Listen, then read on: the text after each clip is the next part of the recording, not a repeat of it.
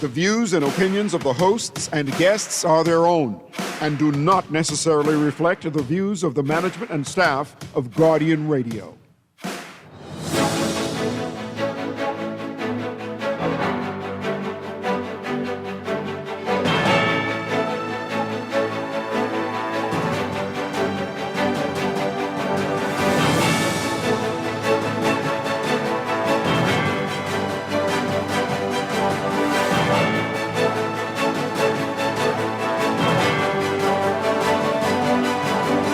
Good morning. The government acquires the Grand Bahama Power Company. Prime Minister Davis defending the acquisition days before the election. Controversy erupting over the planned movement of ballot boxes. And in our discussion today, we are talking with F&M candidate and current MP for St. Anne's, Adrian White. A lot to talk about. That's all straight ahead this morning. I'm Dwight Strachan, and this is Morning Blend. Wake up, it's a new day. Wake up, it's a new day. It's the start of a new way. Don't you know that it's the start of the end of the old way. Wake up, it's a new day. Wake up, it's a new day.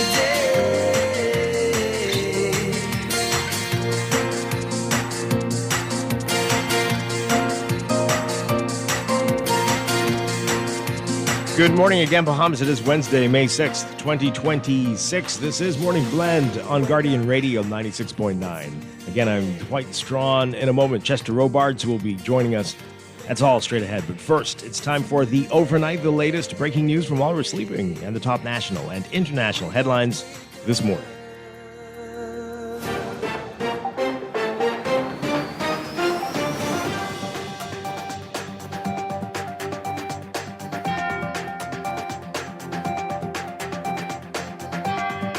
In the overnight, as the government signed an agreement to acquire the Grand Bahama Power Company from Emira, Prime Minister Philip Davis yesterday saying the move is not a political one, but is intended simply to reduce electricity costs for Grand Bahamians and bring the island inside our national energy strategy.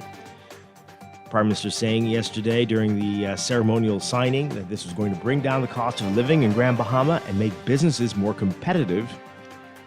He says families will pay less for electricity, small businesses and large businesses will pay less, and so would churches, schools, shops, restaurants, and more. Davis claimed it would foster investment on the island, which was once an economic powerhouse in the country, but has seen a notable decline in recent decades.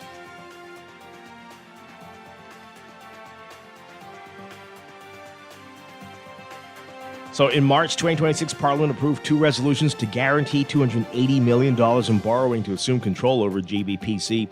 Of that amount, $200 million would flow through the Grand Bahama Energy Company Limited, a special purpose vehicle, and $80 million would assist with capital expenditure of the GBPC upon the acquisition. Nearly 2 years ago, the government announced plans for far-reaching energy reform, including multiple LNG and solar power purchase agreements for islands across the country. Another key component was the transfer of BPL's transmission and distribution network assets to a newly formed company, Bahamas Grid Company, to manage that side of operations going forward for New Providence. Well, a decision by the Parliamentary Registration Department to relocate ballot boxes from police headquarters to PRD, sparking controversy yesterday, leading to protests from both the F&M and the COI. This was outside police headquarters. Parliamentary Commissioner Harrison Thompson postponed the move after reaching an agreement with the PLP, F&M, and COI. The parties have agreed to transfer the boxes today.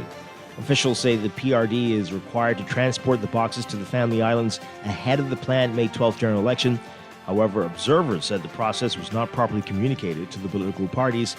As news of the move spread, scores of F&M and COI members protested outside police headquarters led by F&M Chairman Dr. Dwayne Sands and COI leader Lincoln Bain. Members of the PLP were also on hand, Sands and Bain expressing their discontent over receiving late notice that relocation was happening and criticized the PRD for poor communication. Meanwhile, F&M Chairman Sands saying that a reported decision by the Davis administration to authorize a deal to use lease payments reportedly owed to former PLP Cabinet Minister Leslie Miller's properties to clear a $30 million debt and millions of dollars in outstanding real property taxes is a slap in the face to Bahamians. Sands saying when contacted for comment, quote, "It's the biggest slap in the face of the average man and woman who finds it hard to live, to pay for food, mortgage, light bill, rent, school fees, etc., to watch one of those special people and insiders of the PLP have $30 million written off." The Tribune first reported on the issue on Monday. Miller's attorney, Damien Gomez, noting that a deal between the government and his client had not yet been finalized. An American woman accused of plotting to kill her husband in the midst of a contentious divorce has lost a bid to have her ankle monitor removed. However, Senior Justice Cheryl Grant Thompson has given Lindsay Shiver permission to relocate to Thomasville, Georgia, provided her parents, who supervise her visits with her 3 children, also move with her. Shiver argued that the ankle bracelet was causing bruises to her leg and hindering job prospects. Shiver was previously restricted to residing in Alabama and was only permitted to travel to Georgia for supervised visits with her sons. Shiver's estranged husband Robert objected to the request, arguing that he feared for his life. He said her return to Georgia would cause a media circus due to the upcoming trial, resulting in embarrassment for their children. Grant Thompson has ordered that Shiver's bracelet be adjusted so that it no longer causes injury to her ankle. She's also forbidden from coming within 600 feet of her husband. Shiver was initially arrested in Abaco back in July 2023 after she was accused of an alleged murder-for-hire plot targeting her husband, an insurance executive. She was arrested alongside her lover, Terrence Bethel, and the alleged hitman, Farrah Newbold. Their trial is set to be held in July here in New Providence.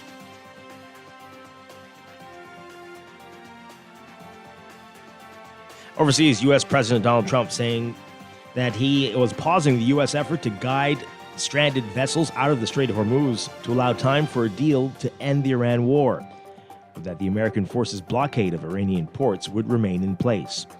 Meanwhile, Iran's foreign minister meeting with his Chinese counterpart in Beijing Wednesday. It was the first time since the start of the war that the foreign ministers traveled to China, whose close economic and political ties to Tehran give it a unique position of influence. Earlier in Washington, U.S. Secretary of State Marco Rubio expressed hope that Beijing would reiterate to Tehran the need to release its chokehold on the strait, which is a vital waterway for global energy.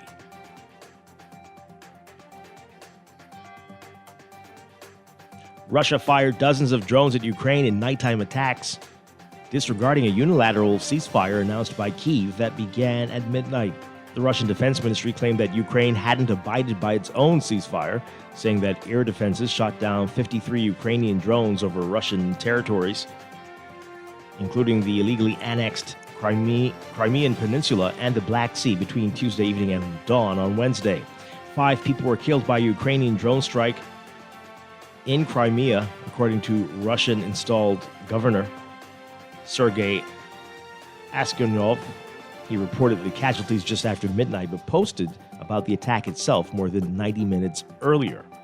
There had been no official sign from Moscow that it would heed Kyiv's ceasefire, and there was little hope for a pause in hostilities as the war stretches into its 5th year.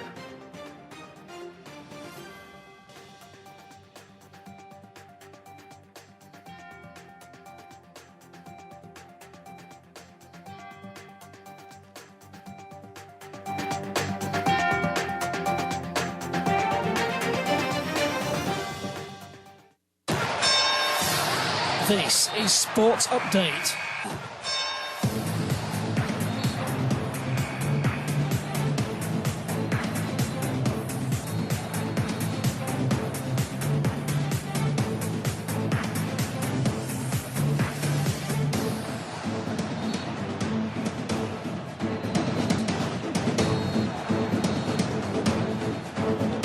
In sports, Jazz Rattler Jazz Chisholm Jr., the Bahamian professional baseball player of the New York Yankees, continues to swing a hot bat. The star second baseman delivered another home run Tuesday, helping the Yankees turn back the Texas Rangers 7-4 right there in the Bronx. Chisholm's solo home run gave the Yankees a 4-3 lead in the bottom of the 6th inning. The They added 3 more runs and went on to win an American League leading 25th game of the season. From the NBA, Chet Holmgren scored 24 points and grabbed 12 rebounds as the Oklahoma City Thunder defeated the Los Angeles Lakers 108-90 in Game 1 of their Western Conference semifinals. Meanwhile, Cade Cunningham scored 23, and Tobias Harris had 20 to help the Pistons beat the Cavs 111-101 in Game 1 of their semifinal. That's sports, and that's the overnight. Time for your first look at weather.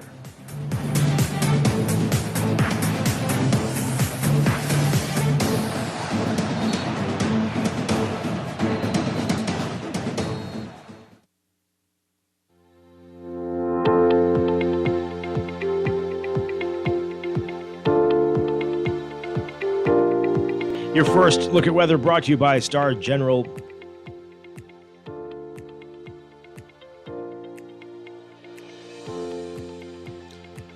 So we've got a residual trough that's over the northern Bahamas, and that's going to keep showers in the forecast for today. Meanwhile, building high pressure is going to generate light to gentle breezes, warmer temperatures, and muggy conditions over much of the country today. Everyone's being advised to remain hydrated, wear protective clothing and sunscreen, and seek shaded areas during peak sunshine hours, as UV indices are expected to be in the high to extreme range today.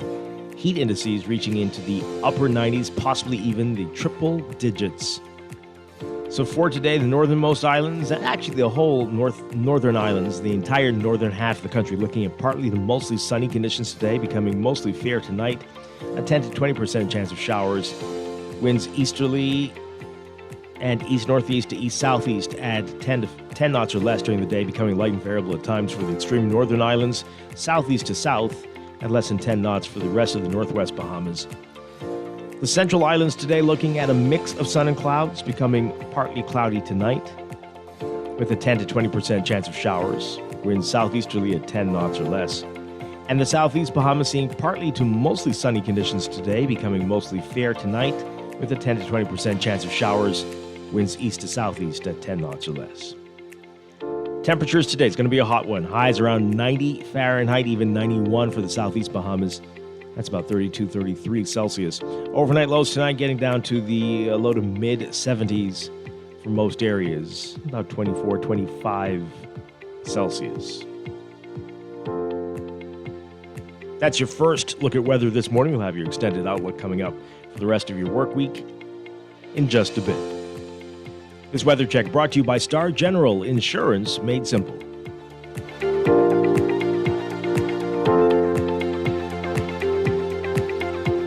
Wake up, it's a new day. Wake up, it's a new day. It's the start of a new way. You are listening to Morning Blend. When we come back, we're discussing the day's top stories right here on Guardian Radio 96.9, your home for fresh news and smart talk all day. It's a new day. Wake up, it's a new day.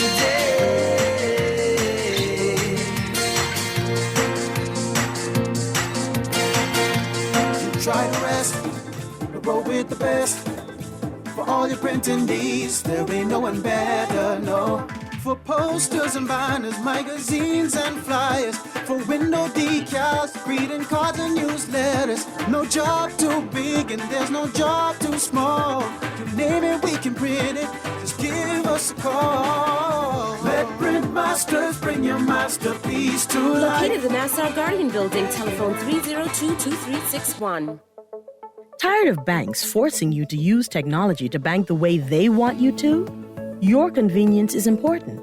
So no matter what your banking needs, Commonwealth Bank's friendly staff are always available in branch for that personal one-on-one service. But when you choose technology, our online and mobile banking app offers you state-of-the-art functionality.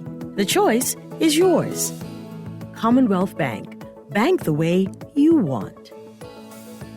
5 years, we struggle as they rule. Our economy in ruins. Job prospects dried up. Hundreds of millions spent on no-bid contracts. Illegal immigrants flooded our communities, our schools and hospitals broken, and healthcare unaffordable. Now they want 5 more years. If they get it, our future, our Bahamas, is gone. Under the F&M, that changes, because they know their job is to work for you, not the few. Every job I've had, I've learned something invaluable. When I was in construction, my brother made us look for the screws and the nails in the dirt because your job could be held up. One of the sayings was, if you have time to lean, you have time to clean. You are always on the clock. The F&M knows a strong economy means better jobs, more money in people's pocket, and a real comeback. The team will work every day to make it happen.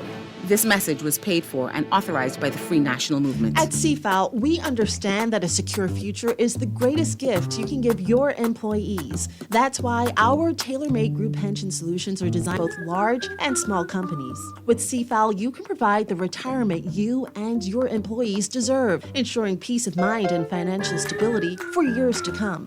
Join the many businesses that have already entrusted CFAL to create the right pension plan for their employees, and let us help you build a brighter future for your team. Visit us at cfal.com to get started on building wealth so you can live well. CFAL, growing wealth for future generations. CFAL is a proud sponsor of Team Bahamas for the 2026 Carifta Games. Looking to elevate your gadget game, or a tech trouble simply slowing you down? Escape to a world of innovation at Custom Computers, your go-to store for the latest cutting-edge tech. Whether you need to upgrade your life with the best from Apple and Windows, or your device needs a little TLC, the Custom Computers Know-How Store is the destination for unbeatable expertise and quality repairs. With 2 convenient locations, there's a Custom Computers near you on Patton Street in Palmdale and Caves Village, or call 396-1100. If you're done with gas prices burning a hole through your wallet, stop paying the price and start driving the solution. A BYD EV from Easy Car Sales comes with an 80% drop in your fuel costs. So wave goodbye to gas lines and charge while you sleep. For 8 years, drivers like you have been breaking up with the pump and waking up to freedom. It's more than a car. It's a new way to be. It's a BYD from the one and only authorized dealer in the Bahamas. Visit easy242.com to learn more. Screws and Fasteners World, Balfour Avenue and Palm Beach Street, has those hard-to-find fasteners for you right now. You can find stainless steel regular hex, carriage bolts, galvanized bolts, threaded rods, nails, self-tap screws, sex bolts, anchor bolts, turnbuckles, masonry tools, hand tools, and weed whacker strings. Check out the rope selection and car body fasteners, too. Special orders are welcome. It's your #1 fastener store. Screws and Fasteners World, Balfour Avenue and Palm Beach Streets. Call 326-1976. The unsung heroes give us pride in the present, hope for the future, and most importantly, become living examples of the best that we can be. CIBC Caribbean wants to reward the unsung heroes in our communities. Do you know someone who's been doing outstanding work in their community or performed an extraordinary act of heroism, bravery, or kindness in the last 12 months? Nominate a hero today. Go to CIBCCaribbean.com to learn more. 5 years, we struggle as they rule. Our economy in ruins. Job prospects dried up. Hundreds of millions spent on no-bid contracts. Illegal immigrants flooded our communities, our schools and hospitals broken, and healthcare unaffordable. Now they want 5 more years. If they get it, our future, our Bahamas, is gone. Under the F&M, that changes, because they know their job is to work for you, not the few. Every job I've had, I've learned something invaluable. When I was in construction, my brother made us look for the screws and the nails in the dirt because your job could be held up. One of the sayings was, if you have time to lean, you have time to clean. You are always on the clock. The F&M knows a strong economy means better jobs, more money in people's pocket, and a real comeback. And our team will work every day to make it happen. This message was paid for and authorized by the Free National Movement. No one likes a fender bender. Oh, man. From a little scratch to a full mashup, NUA Insurance has got you covered with auto insurance tailored to fit your needs and budget. For affordable rates with free on-site accident assistance, visit us online or in branch and just ask us. NUA Insurance. Ask us, because we've got you covered. Every day in a busy world, we have to do so much. Bank with CIBC and get that personal touch. Share your ambitions, let us help your dreams come true. At CIBC, you're at the heart of all we do. We're on your side, we're listening, we know the way you feel. CIBC, ambitions made real. Wake up, it's a new day. Wake up, it's a new day. It's the start of a new way. Don't you know that it's the start of the end of the old way. Wake up, it's a new day. Wake up, it's a new day.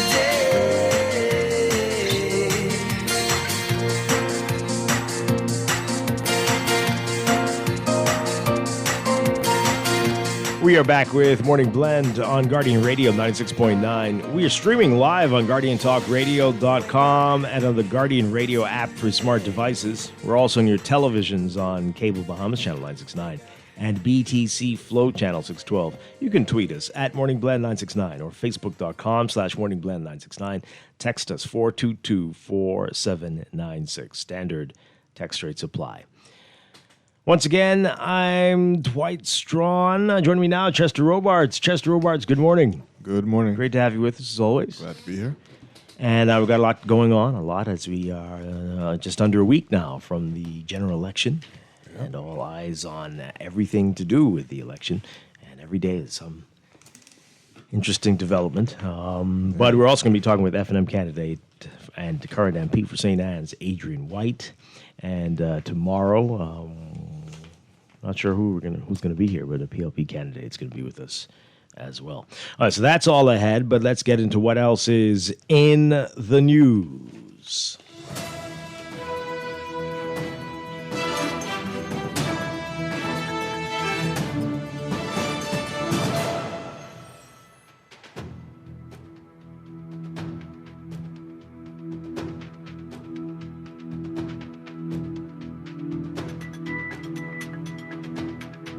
And in the news, we've been doing it at the start of the show. Should I spread it out, like maybe so people catch us after 8 o'clock will hear it too? My daily question. Spread it out. So yeah. So don't do it now. Don't ask if there's been any word from the police on what's going on with the other police and the fatal police-involved shooting. No, don't ask now. The off-duty officer. Don't ask it now. Ask later. Ask it after 8 o'clock. Yes. So for those because some people might not know that this is a daily thing. Since it happened almost 2 months ago, right? Okay. All right. So I'll save it. I'll make a note. Remind me, too, please, to ask after the weather and traffic today, yeah? Sure. Thank you. Because there was no development, right? Not yesterday. Not overnight. No. Not overnight. Uh-huh. Okay. So we're still... Nobody's talking about it. And it is not just us in the studio who remember this incident. No. This really did happen. Right. A day or so after the American was killed by an off-duty police officer. Right, and somebody was charged within days. Right. Mm-hmm. Yeah. That particular incident is the one you're talking about. So should you, if you encounter an off-duty officer who pulls a gun on you, should you tell the person that you're an American so that they might not shoot you? You should make your peace. Should you sing the national anthem of the United States, the Star Spangled Banner? Maybe you should do that. Maybe you should try that? Try that. All hail Donald Trump? Yes, perhaps. Yeah. But I'll bring this up again after 8 o'clock. Okay. So the big headlines in the papers. Government acquires GBPC, promising power cuts, and we're going to get into that in just a bit because this is a big story. Not power cuts. You mean rate cuts? Oh, wow. Oh, wow. What's happening you today? You were jaded. Oh, man. Thank goodness you were here, Chester. That was an act. That was a slip of the tongue. I mean, Freudian slip, I guess. But Woo! Yes, rate cuts. Yes, rate cuts. Rate cuts. Oh. I mean, we don't know the future, but the promise is rate cuts. Oh, boy. You should start the show over. Okay. We're going to get to that in just a moment. Really, it wasn't trying to be funny. That was just a slip. But this, two other things, and we're going to get into this a little later with our guest because we need some clarity on what's going on here. But you saw this probably overnight on social media. The opposition parties really not happy with the movement of ballot boxes yesterday, and both the COI and the FNM showing a united front on this. But the government not happy with what they're saying and how they're portraying this election and the narrative they're pushing, that everything seems to be not going according to the ways they're supposed to. But whatever happened yesterday, they agreed to revisit this and deal with this today. Well, to readjust how they're doing this. According to this article here, officials said the PRD is required to transport the boxes to the Family Islands ahead of the planned election. However, observers say the process was not properly communicated. I hear that just they're sending this information. It's communicated, and they're sending it very late to the other people. Yeah. Mm-hmm. So Commissioner Harrison Thompson postponed the move yesterday after reaching an agreement with the PLP and the FNM and the COI. The parties have agreed to transfer the boxes today. So we'll get into that in a little bit. There's another story here, and this was talked about quite a bit yesterday on some of the other shows, and people are talking about it, as they should. But there's two sides of this controversy here. This is about Leslie Miller and BPL. And so FNM Chairman Dr. Dwayne Sands says that whatever deal is being worked out for Miller is a slap in the face to Bahamians. Yeah. So FNM Chairman Sands says that a reported decision by the Davis administration to authorize a deal to use lease payments reportedly owed to former PLP candidate Leslie Miller's properties to clear a $30 million debt and millions of dollars in outstanding real property taxes is a slap in the face to Bahamians. Sands, when contacted for comment on the matter, said, quote, "It is the biggest slap in the face of the average man and woman who finds it hard to live, to pay for food, mortgage, light bill, rent, school fees, etc., to watch one of the special people and insiders of the PLP have a $30 million debt written off." Miller's attorney, Damian Sands, noted that a deal between the government and his client had not yet been finalized. Sands says, quote, "If you are a PLP insider, everything is wonderful. It's marvelous. That's progress. But for everybody else, dog, eat your lunch." On the issue of Miller's outstanding real property taxes, Sands said, quote, "The definition of obscenity doesn't come with shades of gray. It's obscene. End of story. Whether you go from the ridiculous to the sublime, still obscene. They will try to rationalize it with legal mumbo-jumbo and talk of manner of foolishness, all manner of foolishness. The Bahamians see it for what it is. It is a disgrace. They ought to be ashamed of themselves, and it shows that they have contempt for the average taxpayer who has to pay this bill. Just like all of the PLPs who've gotten secret awards, this is yet another one." Sands says there are 2 ambulances on the road in New Providence, as in only 2? That's what it seems like. Yeah? Oh, okay. On the road, like, functioning, or 2 parked on the side of the road broken down? He must mean only 2 functioning. Okay, well, either way, it's not they good. Just bought some, didn't they? He said, quote, "There is no kitchen at PMH today. To replace a kitchen won't be $30 million. The priority of this administration is take care of their people, the insiders, the few, not you." Well, so according to documents seen by the Nassau Guardian, Miller has not yet paid taxes on his Summer Winds Plaza companies in years. One file seen by the Guardian showed that between 2002 and 2026, there was an outstanding balance of $2.1 million on the Robinwood building. Another file showed a $199,115 outstanding balance accrued between 2015 and 2025 for the Sunburst building. There was also a $669,000 in outstanding real property taxes for the Front Plaza Assure Wind building, which accrued between 2008 and 2025. And for Mario's Bowling Lane, there was a balance of $2.1 million for the period between 2009 and 2025. And there was a total balance of $101,281 for the church preschool building. When contacted by the Tribune regarding the outstanding real property taxes, Miller's reported as saying that he had never seen the 2025 and 2026 real property tax bill for Mario's Bowlane. And according to that paper, that they would have been sent to Bahamas Resolve because the special purpose vehicle has control of Summerwinds Plaza through the loan security over it. Well, in a statement yesterday, Latrey Ramming, the Director of Communications in the Office of the Prime Minister, hit out at the Tribune story, saying, quote, "It is regrettable that the Tribune did not seek a response from the government before publishing its headline, which risks misleading the public." This was on Facebook. He wrote this. Had the government been contacted, we could have provided the relevant facts and avoided confusion arising from the framing of the story. I have since been in communication with the Tribune and appreciate their engagement and understanding. As Mr. Miller's attorney, Damien Gomez, has confirmed, no settlement has been finalized, no amount has been agreed, nothing has been approved, confirmed, or concluded. Discussions remain ongoing and subject to negotiation. The Office of the Attorney General is in possession of legal advice previously shared with Cabinet under the former administration, which confirmed that the leases executed by the government in relation to the Summerwinds development were valid and enforceable, and that there was a breach of contract by the government. That advice was ignored by the previous administration, creating the liability now being addressed.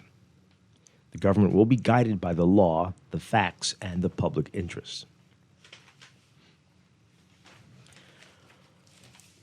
Well, okay, all right. So there's more in The Guardian today on this. So you heard in that story, Latrey Ramming says he contacted the Tribune to... and so there's a story in The Guardian that says Tribune publisher and editor clash over Leslie Miller headline. This feels a little gossipy, but hey, I'm here for it. Tensions spilled over into the newsroom of the Tribune newspaper yesterday following a reported verbal clash between the paper's editor-in-chief, David Lee, and publisher Robert Depuch-Karen. The National Guardian was told. Oh, boy. The issue reportedly stemmed over the paper's headline story on Leslie Miller under the headline, Government Moves to Wipe Miller's $30 million loan. Depuch-Karen told the National Guardian last night that while the story itself was accurate, the headline was not. He said another recent headline in the paper over the reported payments to U.S. lobbyists was also inaccurate.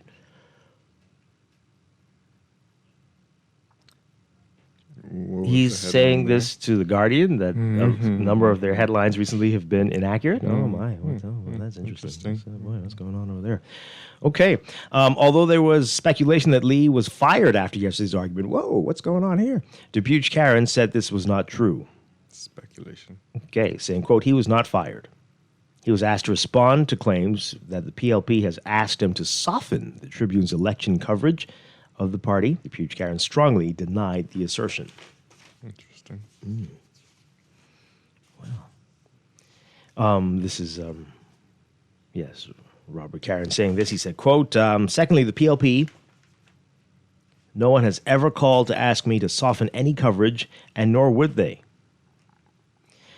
As you may recall, Depuch-Karen, a member of the PLP, sought a nomination from the party for MyCal. He eventually bowed out of the race. He said, quote, the only people who ever complained about coverage would be the FNM. Okay. The PLP has never complained about coverage. Well, this is not reassuring.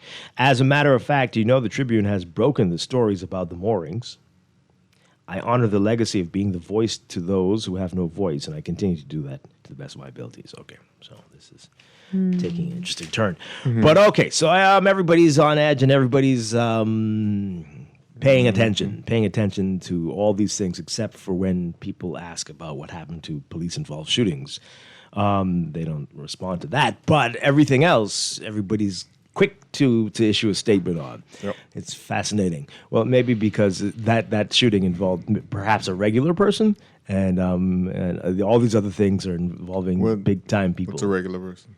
One of us, a regular Bahamian. Right. An average, I suspect. I don't know. Were they? I don't have no idea, but I suspect. No information, right? When you're not a Bahamian or not a regular person, people respond quick. Right. But everybody else, there's tears to it.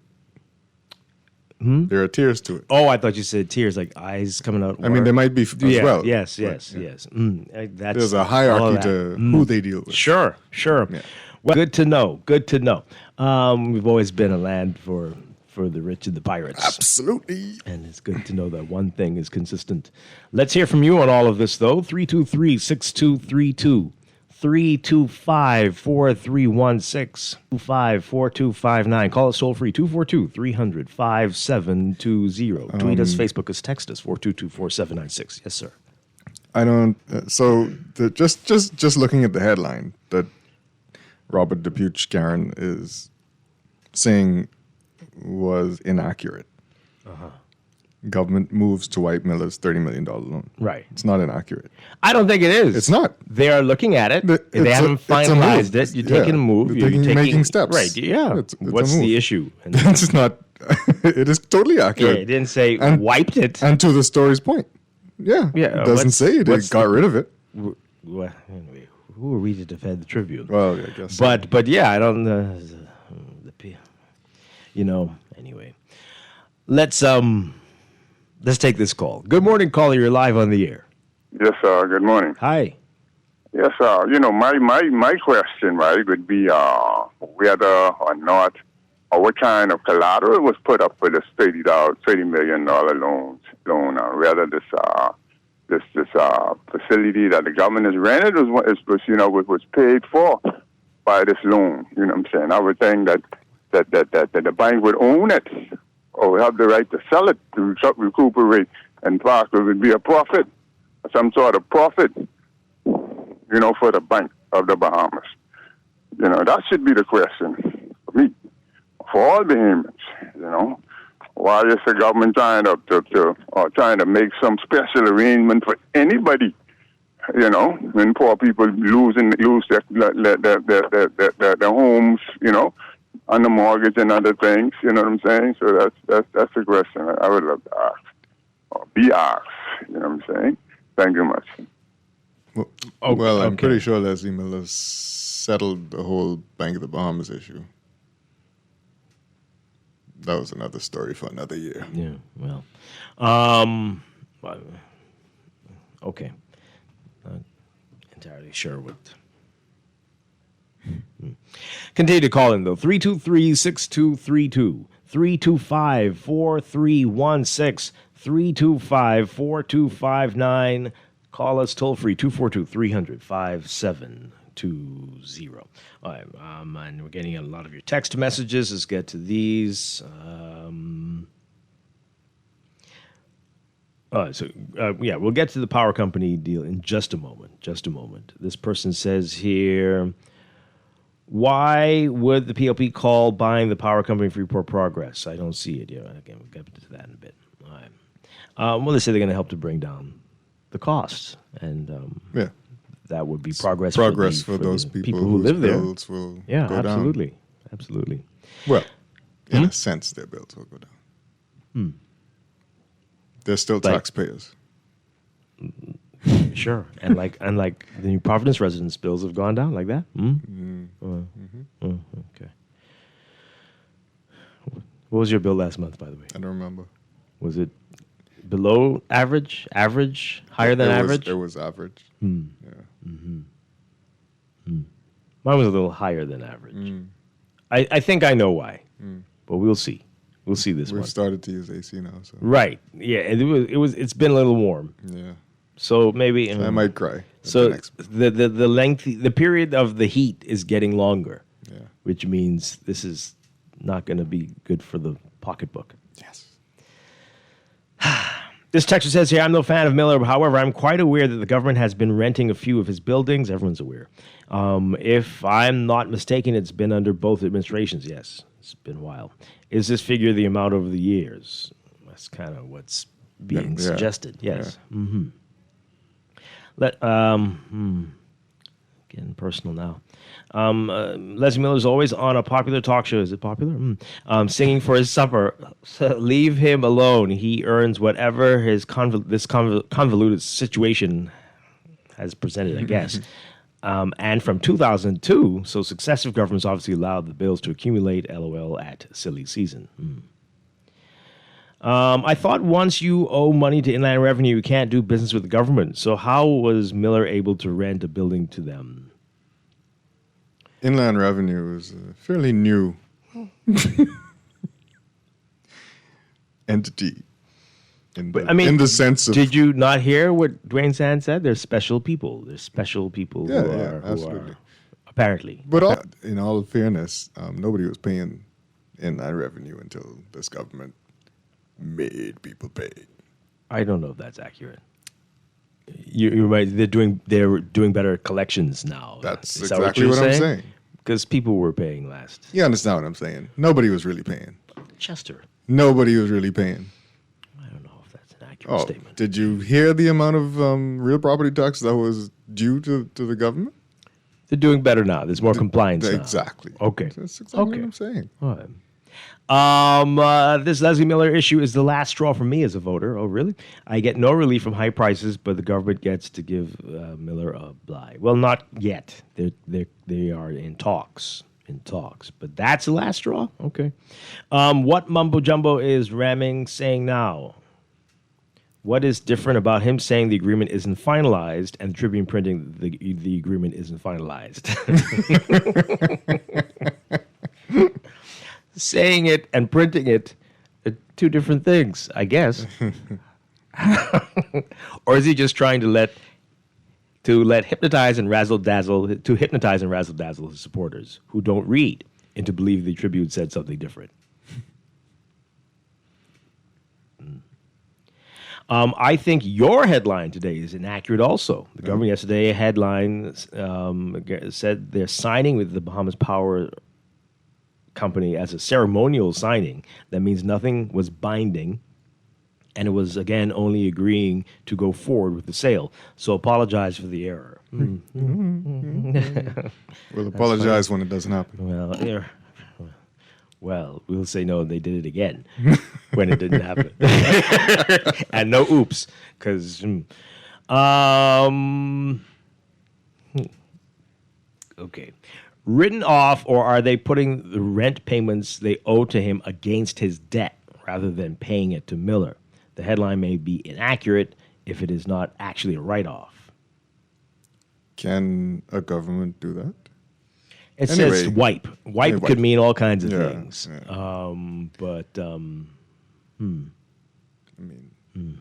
Should they be? I don't know. Some strange things happen inside our government, so I don't know. So think of that Netflix show. That should be the title of Stranger Things. Government bombs. Government the Bahamas. Stranger Things.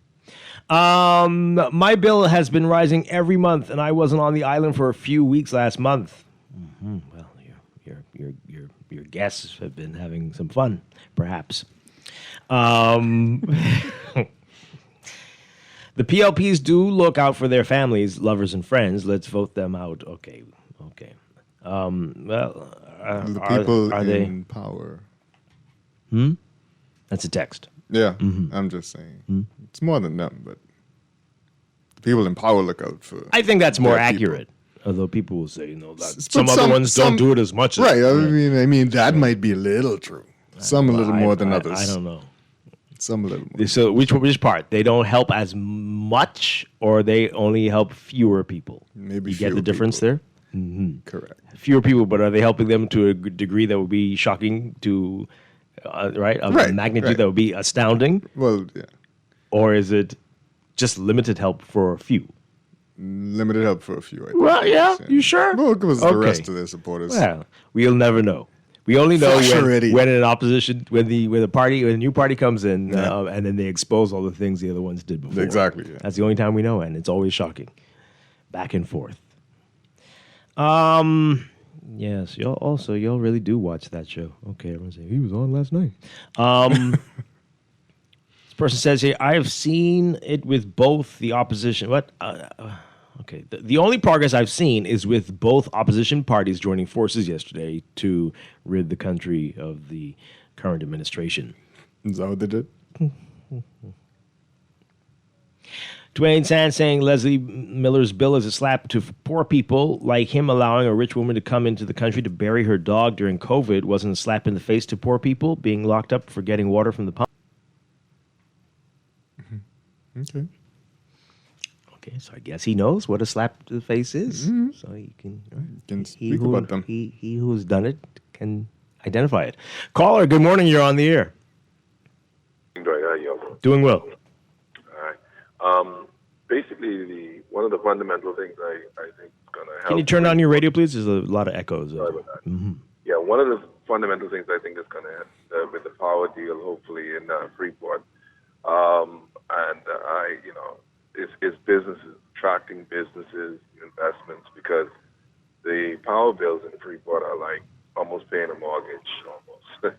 And I think it's going to be not only beneficial for the immediate residents there once everything goes through. I think it's also going to be a major factor for persons who potentially looking to invest in the Grand Bahama, because I know of one particular entity that is paying about almost $20,000 a month just for electricity. So that is kind of crazy.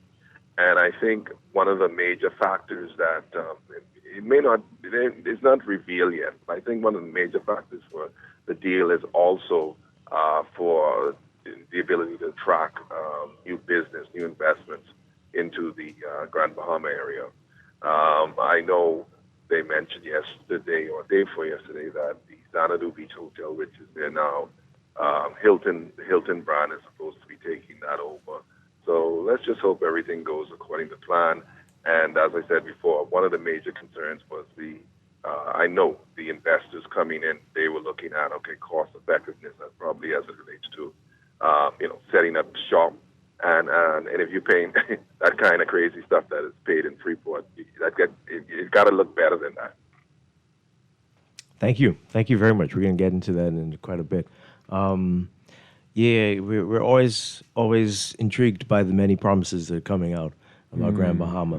But let's see in a year if we can still talk like this.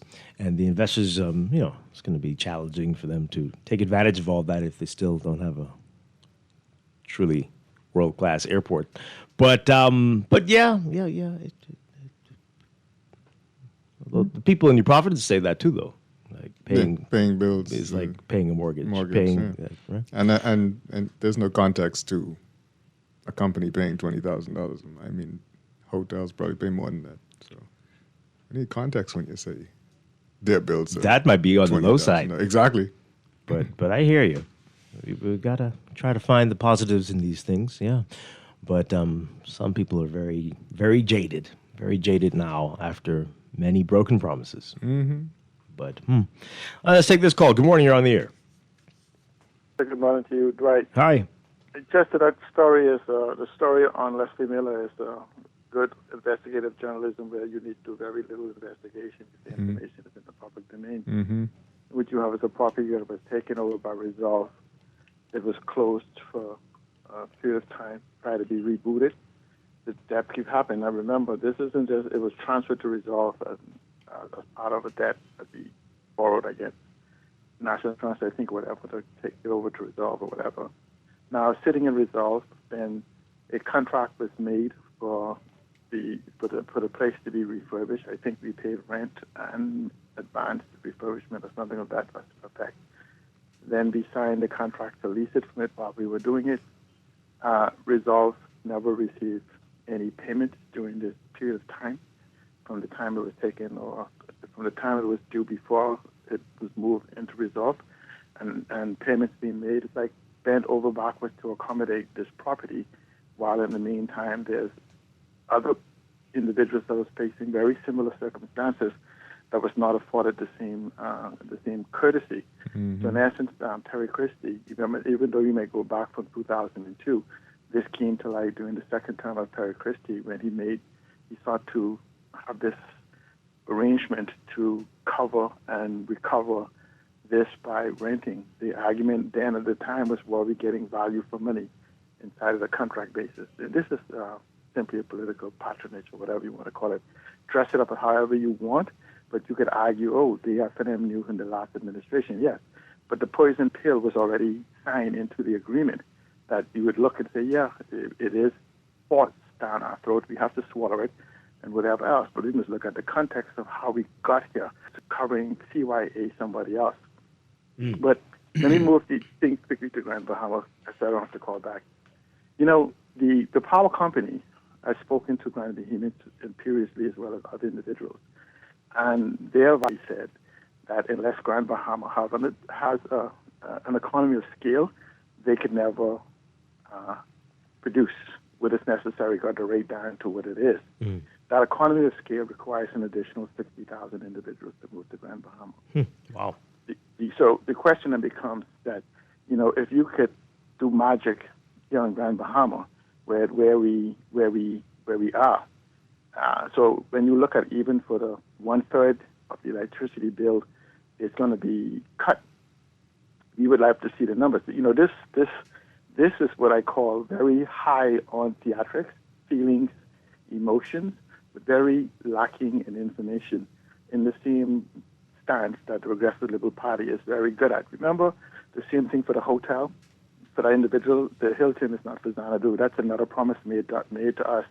That's the refining of the promise made for Alokaya, where you remember it was supposed to be this $800 million hotel with these rooms and this golf course, condos on the golf course, marina, a new storage, all these things. Then it becomes a beach place. Now it's back to being a hotel with the Hilton for the building that they said could not be redeemed, had to be torn down. Now it's going to become a branded Hilton brand, while at the same time the beach club can be on one side, another beach club is going to be built on another side, another beach club is going to be built at Peters Key, another beach club is going to be built at Ocean, another beach club is going to be built at Xanadu. And so are we forgetting the airport? We had many promises on that. We've talked about $3.5 billion worth of investment. But if you begin to just remove the shipyard, which was a replacement, you have a truck you're doing for work, the truck get damaged. So instead of buying a $40,000, let's say a $300,000 truck, $300 million truck, you buy a $600 million truck because it's much better, but it's listed as new investments. But I ask you, go through the list of investments that has been announced over the last 12 years. There's been no major announcement except for these beach clubbers and all these things that what is called credible that has happened on Grand Bahama. We have had $12 billion worth of announcements over the last 10 years or 12 years. But just go through and see what is actually implemented. Yeah. Alan, we got a lot of calls coming in, but thank you very much. Appreciate it. All right, let's take one more call, and as I said, we'll get deeper into the GBPC story in a bit. But to that texter who said the headline, I don't know if he's being funny, but I mean, this is what the department has said. Through the special purpose vehicle, and now they're making SPVs. Oh yeah, that's the thing. Scary now, right? Like, but he said they're acquiring all the shares of GBPC. Caller, good morning. You're on the air. Are you there? Right. Just take that one. Yes. Good morning. You're live. Hi. Good morning. We can hear you. Hello. Hi. Good morning. Yeah. See, Alan Jones always do it for me every morning. But why didn't talk with the town center mall with the post office and thing? And when the Prime Minister told Brent Simmons, say, he could deal with it now, so somebody straighten it out. When he said, when Brent Simmons told him it was a conflict of interest. I mean, Peter and Ben and Paul, man, all them doing the same thing. So tell him stop cherry picking and said would make his look aside like that. Because everyone know, God knows if they happen. Are you thinking that he's not paying his bills and his taxes? Guess what? Dwight, you're a journalist. You'll dig into that because of something else, Larry. I mean, you remember now that this administration, when they were in opposition, said that when they got in, they would cancel the deal, and here we are. It's still going. But guess what? This deal been on the table from two administrations, F&M and PLP, right? But God knows what they could give CR, what they promised C. Allen Johnson if they win, boy. I don't know what they promised him. You're bringing up a lot of things that are not related to what we're talking about. Okay, if there was an issue with the post office, trust me, that would have been they'd been selling shoes only in there. And now the area where they wanted to build a post office is a car lot for one of their candidates. So. Okay. I don't know. You wanna squeeze in? You got 20 seconds, caller. 20 seconds. Can you get it in 20? No. Okay. So we're gonna go to the news. We're gonna pick this up on the other side to really understand what's going on at GBPC, and later we've got Adrian White. We'll put a lot of questions to him as well on what's going on. It's the Wednesday before the general election, folks. It's the Morning Blend on Guardian Radio 96.9. Stay with us. It's the start of the end of wake up, it's a new day. Wake up, it's a new day.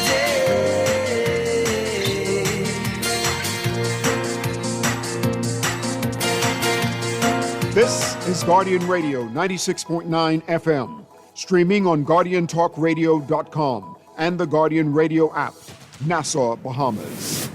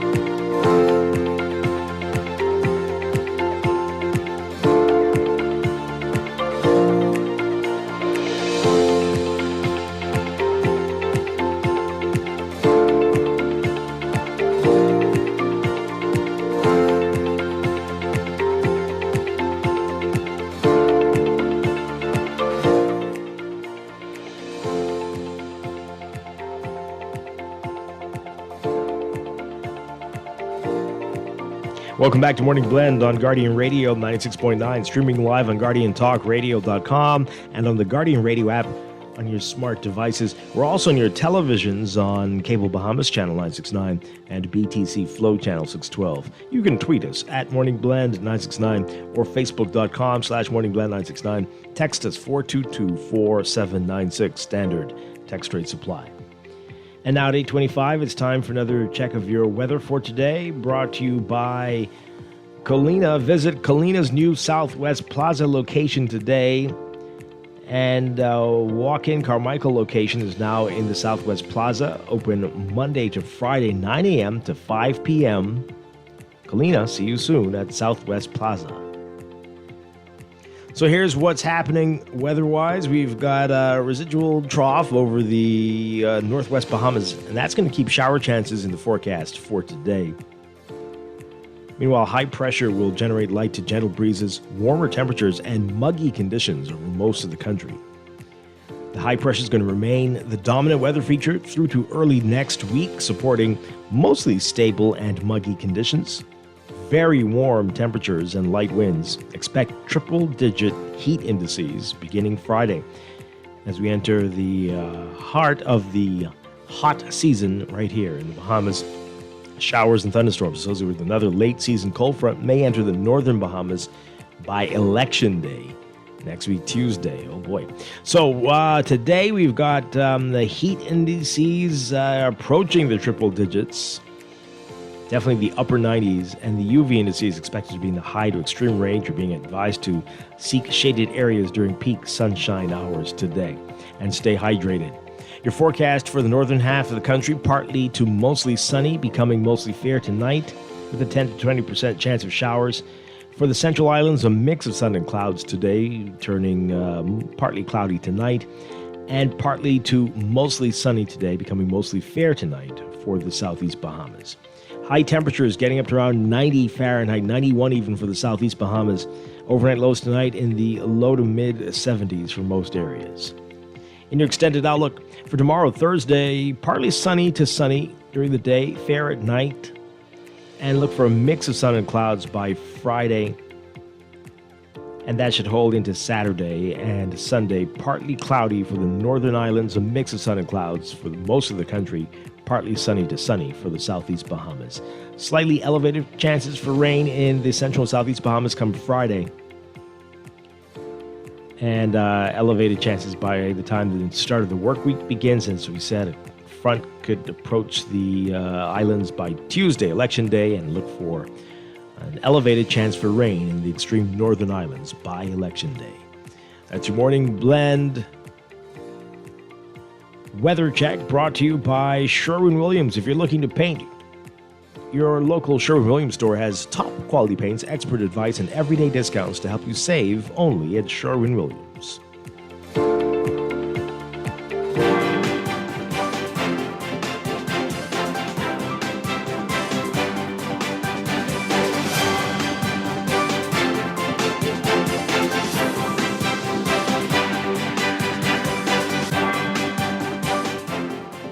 And at 8:28, time for another check of your traffic for today, brought to you by NUA Insurance Agents and Brokers. So we've got a lot of hot spots to tell you about today. We've got Milo Butler Highway seeing heavy traffic today from well south of the Fire Trail roundabout, almost all the way down to Carmichael with the heavy traffic. So straight through the Fire Trail roundabout, if you're heading northbound, you can see that heavy traffic all the way up to Tawny William Starling Highway. If you're heading north of that area into New Providence Highway, got a long stretch of slow-moving northbound traffic straight through to the six-legged roundabout. Six-legged roundabout going to be seeing issues on the JFK Drive side, eastbound, and southbound on New Providence as well. Carmichael, you've got issues near Milo Butler Highway and Faith Avenue. Some slow-moving traffic, multiple directions there. Faith Avenue backed up a bit as well. And we're seeing some slow-moving traffic on Carmichael westbound to Coral Harbor Road. Then we've got Independence Drive. Heavy traffic for you westbound at this hour between the roundabouts at East Street and Blue Hill Road. Both East Street and Blue Hill Road seeing slow-moving northbound traffic, especially north and south of the Soldier Road intersections. And on Blue Hill Road, that's going to extend all the way through to Big Pond and Cordo Avenue. Then we've got Robinson Road, slow-moving traffic once you get west of Prince Charles Drive and Soldier Road, all the way up to Marathon, especially near Old Trail. And Prince Charles Drive, a long stretch of the slow-moving traffic between Beatrice and Soldier, especially if you're heading westbound. Eastern Road busy for you as well, from just east of Fox Hill to about Johnson Road. Those are your hotspots. That's your real-time traffic and your morning blend traffic alert, brought to you by NUA Insurance Agents and Brokers. Get a quote however it suits you. Stop by your nearest branch or get an instant motor quote online at nuainsurance.com. Quick questions or big decisions, they've got you covered. This is Guardian Radio 96.9 FM, streaming on GuardianTalkRadio.com and the Guardian Radio app, Nassau, Bahamas.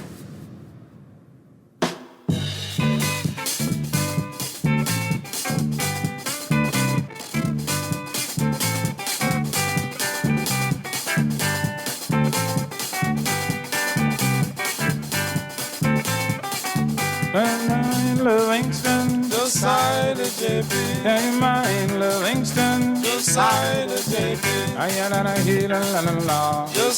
We are back with Morning Blend on Guardian Radio 96.9. Dwight Strachan with Chester Robards on this Wednesday morning. And Election Day next week, Tuesday, you're going to be with us all day on Guardian Radio. Not you necessarily, Chester. I mean, I our didn't listeners. think Yes. you were talking about But election night, stick around. The team that you trust every single day will be here. All your Guardian Radio hosts will be here the moment the polls close until the election is called, with the reporting from the Guardian News Network, providing verified results and live reporting from all across the country. So the team you trust every day. Stick with that team into election night, and you can listen on Guardian Radio 96.9, watch us on GuardianTalkRadio.com, and on Facebook as well. We'll tell you more about that over the next few days. All right, so you're supposed to remind me that it was Yes. not just at the beginning of the show, but that we do this for folks who join us in the middle of the show and might not know that every single day we've been doing this, and still no answers on what happened with the second police-involved off-duty fatal shooting incident that involved a Bahamian being killed. Why have we Still heard nothing? anything? Nothing on the No officer. updates? Whether he's been suspended, whether he's on pay, whether the investigation where it stands, Whether is anybody his being wounds charged? have healed. He was allegedly hit Struck with a cutlass. Mm-hmm. Is he in the hospital still? What's the deal? Nothing. Are you trying to help us to forget this or something? What is the problem? Why isn't anyone talking about it? Do you have to be an American to get justice in this country? Is that what it is? What is going on? We've been asking this of the commissioner of not just justice to get anything. The national security minister, anybody, somebody say something. People are quick to issue statements and even video recordings for when you got the wrong headline in the paper, but no one's talking about a man who was killed in the street by an off-duty officer. What is going on? What is going on? That's the question. Okay. Maybe we should do that. No do calls a came in? silent protest. I'll No ask the calls. question on another show and then just wait until someone answers. We'll be silent forever. Well, anyway, okay. So again, we're asking this. We've been asking this for how many weeks now? Almost every day, and still nothing. Nothing has been said. It is the great, great mystery. Great mystery. But this is. I invite you all to join us in this. Right? It just can't be the crazy guy in the morning saying it. Right? Everybody else needs Everybody to join. needs to say something. Yeah. Okay, so we promised that we would get to you. Take this call. We'll get to the GBPC, and then we've got in Adrian White's going to be joining us, the F&M candidate for St. Anne's. We're going to talk to him about what is the problem with the ballots, why all of that yesterday. We'll get into all of that in a bit. All right, then we'll get to this story. Good morning, call. You're on the air. Dwight, what about... Is he still around? Okay. Oh boy. Sure. Okay.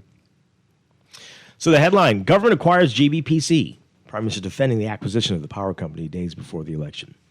So as our Rachel Scott writes about this today, as the government yesterday signed an agreement to acquire Grand Bahama Power Company from Emira, Prime Minister Philip Davis said the move is not a political one, but is intended simply to reduce electricity costs for Grand Bahamians and bring the island, quote, inside our national energy strategy.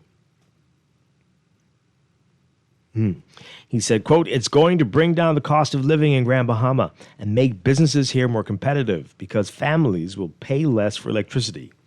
Small businesses will pay less. Large businesses will pay less.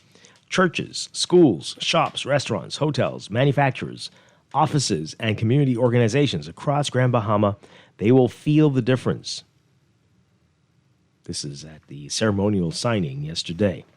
Davis claimed it would foster investments on the island, which was once an economic powerhouse, but has seen a notable decline in recent decades. He said, quote, Grand Bahama has the port, the land, the workers, the industrial base, the location, and the history. Okay, the history. What Grand Bahama needs and has long needed is serious policy. Serious financing and serious partners are lying behind one national purpose. Is that right, or is it aligned? Okay. That is the work of the government, to find the partners, to structure the deal, to protect the people, to lower the costs, and to bring opportunity closer home. The Prime Minister said residents should feel the difference in their electricity bill by the next billing cycle. What? Like, huh? Which next? Next. Next? Wow. Next? Like, the ink ain't even dry yet. How'd that work? It's magic. They used to call it the Magic City. Okay. Next. So it was that simple? What was Amira's deal? They didn't have the power of government money behind them. I see. He also assured that the employment and benefits of all existing employees of GBPC will be protected, as he noted that trained GBPC employees will also take on key roles in the government's broader energy reform agenda. He said, quote, that means Grand Bahama will help shape the energy future of the Bahamas. Engineers, technicians, system operators, managers, customer service professionals, and energy specialists from the island will help build a stronger, cleaner, steadier, and fairer electricity system across our country.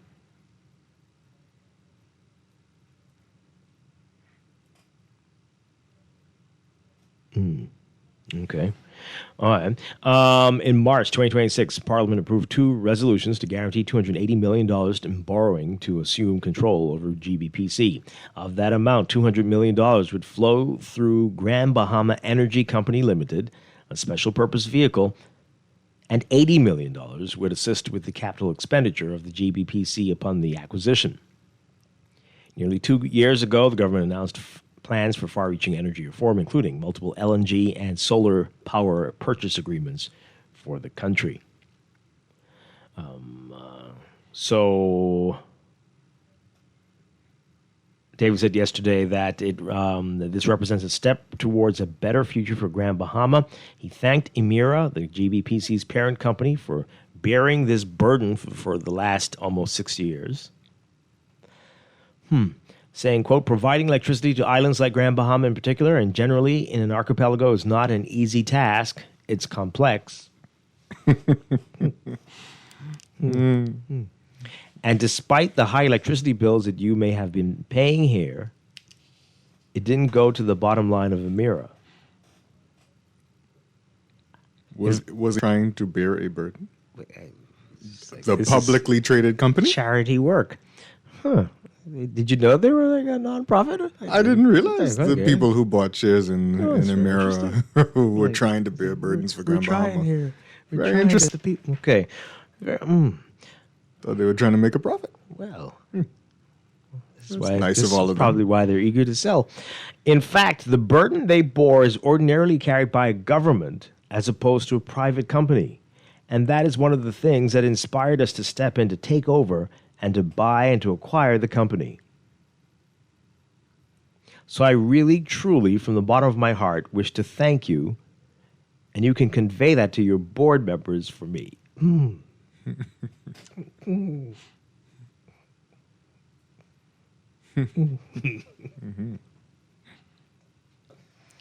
Okay. Davis was asked about the optics of having this happen. Okay, something's going on here. What is this? Having this happen right before the election, as the election's in the year. He said, quote, we still have to govern, and this transaction has been in the making for quite a while. The process just happened to be ending now. Should we abandon it when we're going to be able to bring relief to the people of Grand Bahama immediately? Got to frame this paragraph. I'm going to read it again. This is very interesting. We still have to govern, and this transaction has been in the making for quite a while. The process just happened to be ending now. Should we abandon it when we're going to be able to bring relief to the people of Grand Bahama immediately? Next billing cycle. Well, I mean, you might win, and so you could have done this next week. But okay.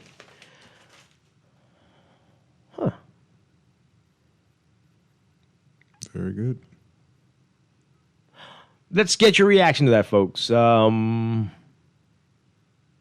and there's a little more in the Prime Minister's speech. I want to read this before we get to the call. So again, this is what he said yesterday. Today, we are taking another major step forward towards that better future. The government of the Bahamas, through a special purpose vehicle called the Grand Bahama Electricity Company, is acquiring all outstanding shares of Grand Bahama Power Company. The transaction is funded by a loan from Standard Chartered and Scotiabank, guaranteed by the government of the Bahamas. The decision was made with a clear purpose to bring down the cost of electricity for the people of Grand Bahama and place this island inside our national energy strategy. Grand Bahama Power Company will adopt the BPL tariff schedule for services provided to customers in Grand Bahama.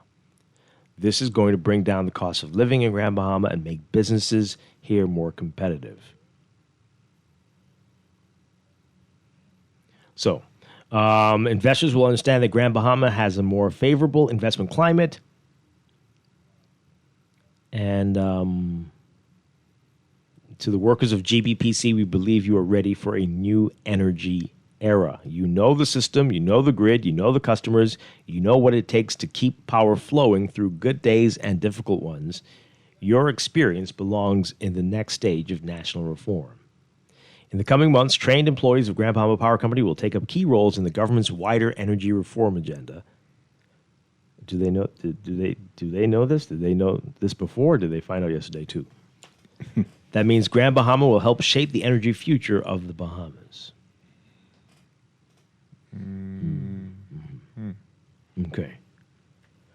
We're going to find out more later about how that's going to happen. Just like Pike and Island Grid and all that stuff. So are they going to replace the Pike people when they're done, supposedly this month? Who? These folks. What does this mean? How does this tie? Does it tie in at all to what's going on with BPL? We're going to find out more later. Okay. After the general election, obviously. We'll find out a lot, I'm sure. Caller, good morning. What say you on all of this? Hi, good morning. Are you there? Hi, good morning. You're live on the air. Hey, Dwight. Hi, good morning. Chester. Good morning. Yeah, Dwight and Chester, man. That speech, all those speeches, I mean, I don't know what these people, or who these people think they are talking to, but Dwight, everything is just, because I've never, all of my life, I've never really seen a government after the House is dissolved still acting as if they are the government, when they are just a paper stamp of a government, because, they don't have no mandate no more. So if you don't have no mandate, then you don't really, you only going through the motion of governance, right?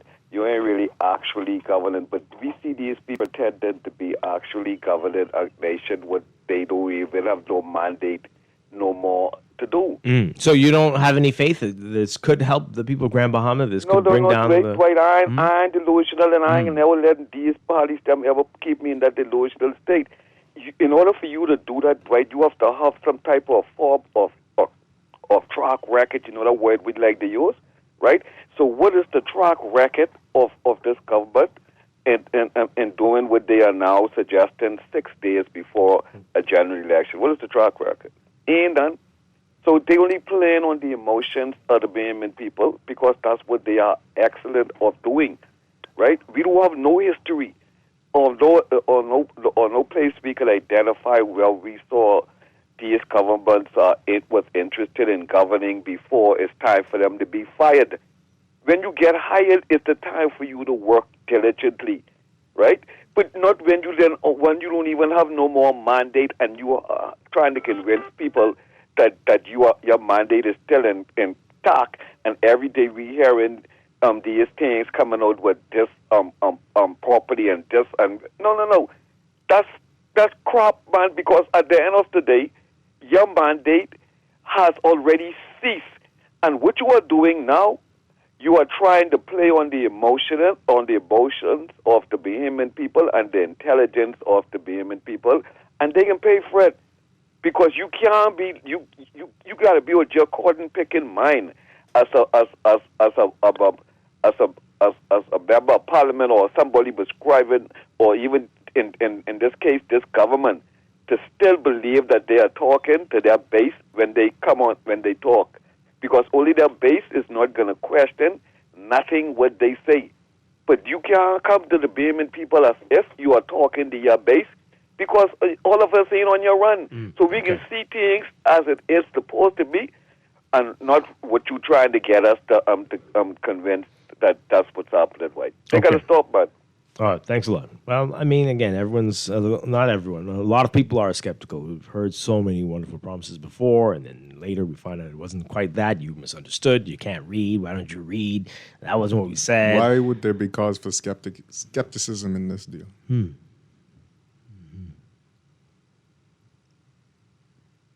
That's a rhetorical question, or are you asking for No, I'm serious. Okay. I'm serious.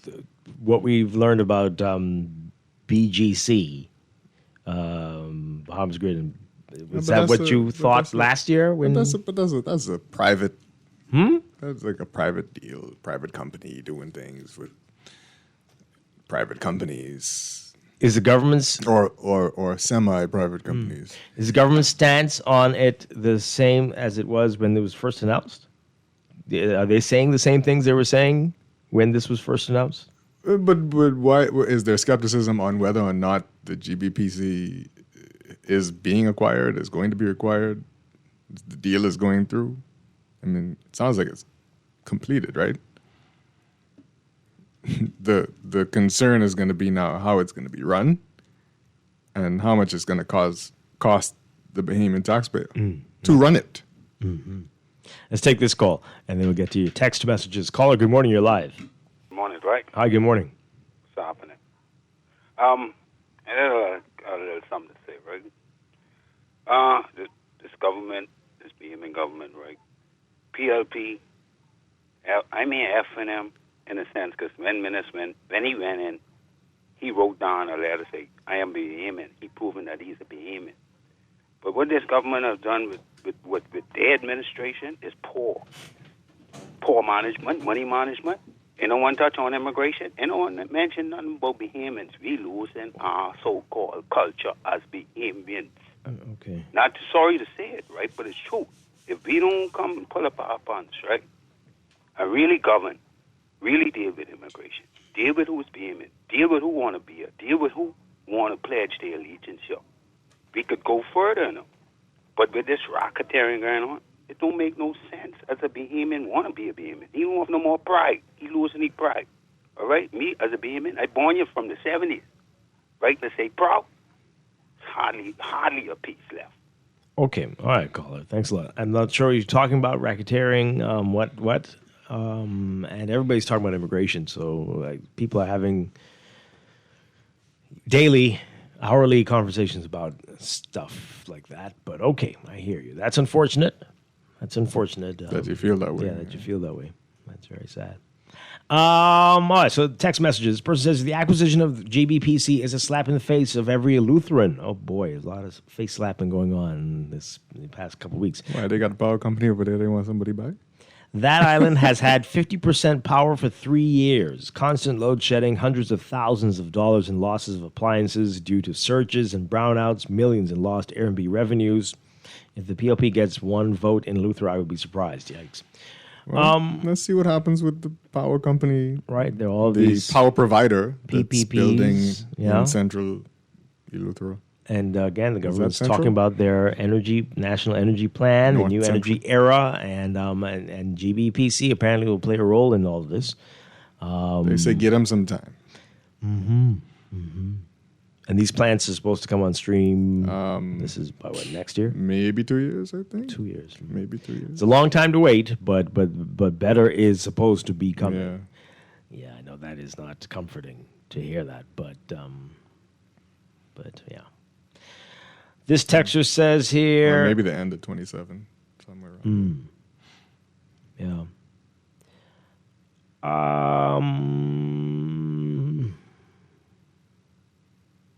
All right, let's get through these. Got a lot of old ones here too. Wait. The ones that we didn't get to. We don't have the time to get to those. Thought you're talking about power generation facilities. No. Hope all's well. If someone attacked you with a cutlass and you have a gun, is it right for you to shoot the culprit? That's not You're missing the problem. That's not what the issue is. So that happened, And now what? Right? What now? Is he going to be charged? Is he not going to be charged? Is the matter finished? Is there investigation? The police never even mentioned the name of the victim. They've not mentioned the name of the officer. This is unusual. They didn't say what his injuries were like. Is he still working? Nothing has been said. It's very bizarre.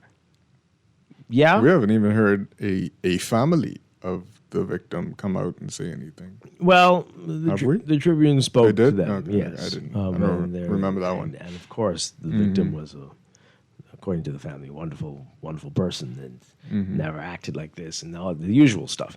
But in any event, nothing else has been said. It's very, very, very strange. That's not the issue. Like, what's going on? The police have determined that everything he was acting self-defense, and that's the end of that. We advise the public to whatever, and not be carrying cutlasses in your vehicle unless you are doing some manual labor. Nothing at all. This person says here, light bills in Grand Bahama will go down if the power is always off.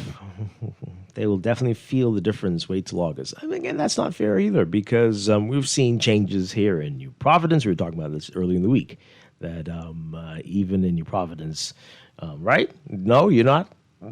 Compared to what it was like a few years back. Yeah, improvements, absolutely. Definitely the power isn't going off as often, but whether that will impact the bills, because I can't necessarily say that my bills are lower than they were before. Also, fuel prices, etc. Sure. This person says here, look at the post office deal with Brent Simonette. I remember C. Allen being front and center that exposed the complete details. You will find that the deal replaced an inadequate one that was given to, you got your story a little mixed up here. They're calling off some places. Given to, to the person who had previously owned that location, texter, no, not the name that you're calling. And placed at the same location as another deal that was proposed got a lot of names in this text, and you're not entirely right about all these things. But PLP family, friends, and lovers and supporters deal, that fell apart, so the FM continued with the post office deal that was proposed by the PLP team. Okay, sure. Agreement to acquire means it was not an agreement acquiring.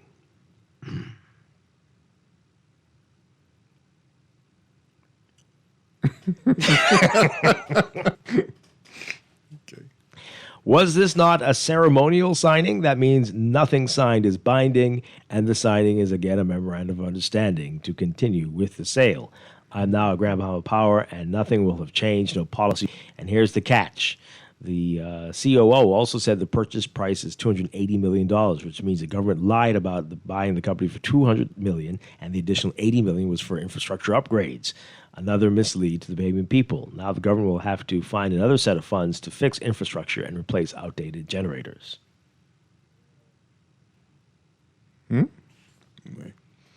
Well, maybe it's possible what you're saying, but also possibly you misunderstood. It's possible. I mean, right? there was never a doubt that they have to fix things.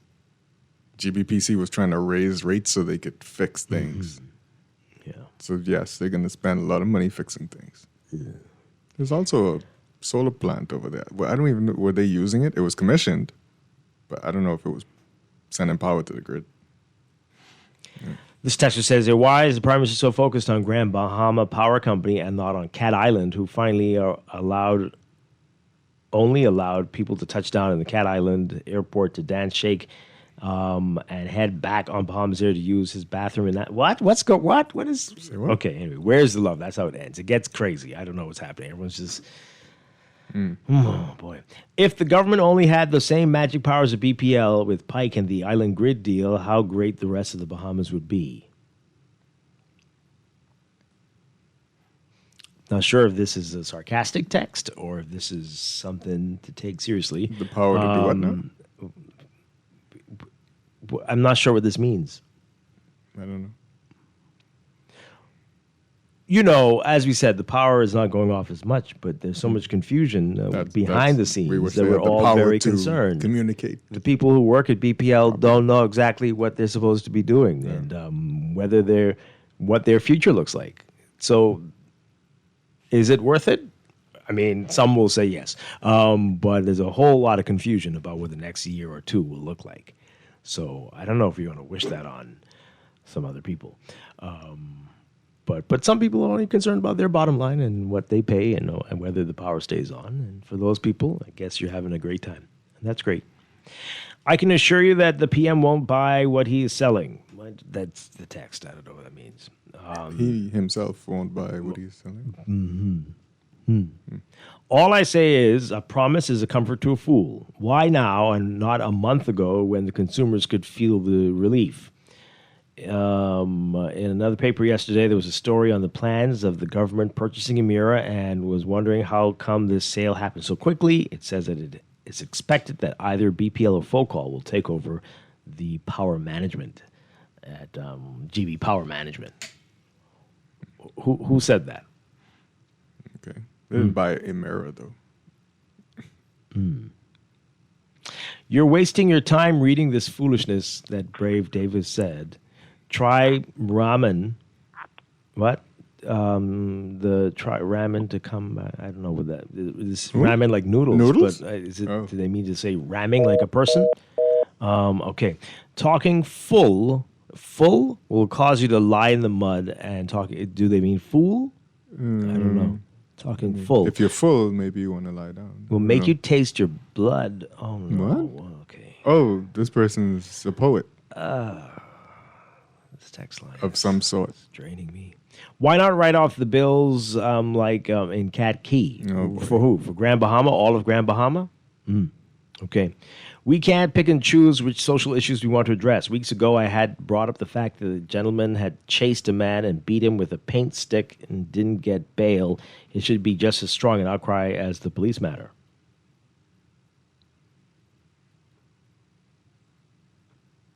Huh? He didn't get bail, is it? Who didn't get bail? What Prime Minister Davis is really saying is that the next term he will focus on the poor. Okay. Ah, boy. Another crack, somebody here about investigative journalism. You all are really, really scapegoating the media, honestly. If you aren't, I don't know if you've called any business around here or government office recently. Ask them what the name of the deputy permanent secretary is and how much of an investigation it will be to get the name of that person out of them.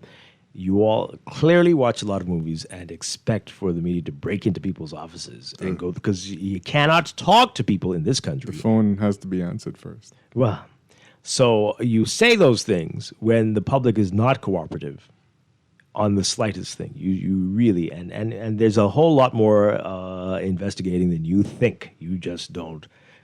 You're looking for something else that really doesn't exist. So stop it. Look in the mirror. What have you done to expose all the wrong things you know about? Would you talk to somebody from the media?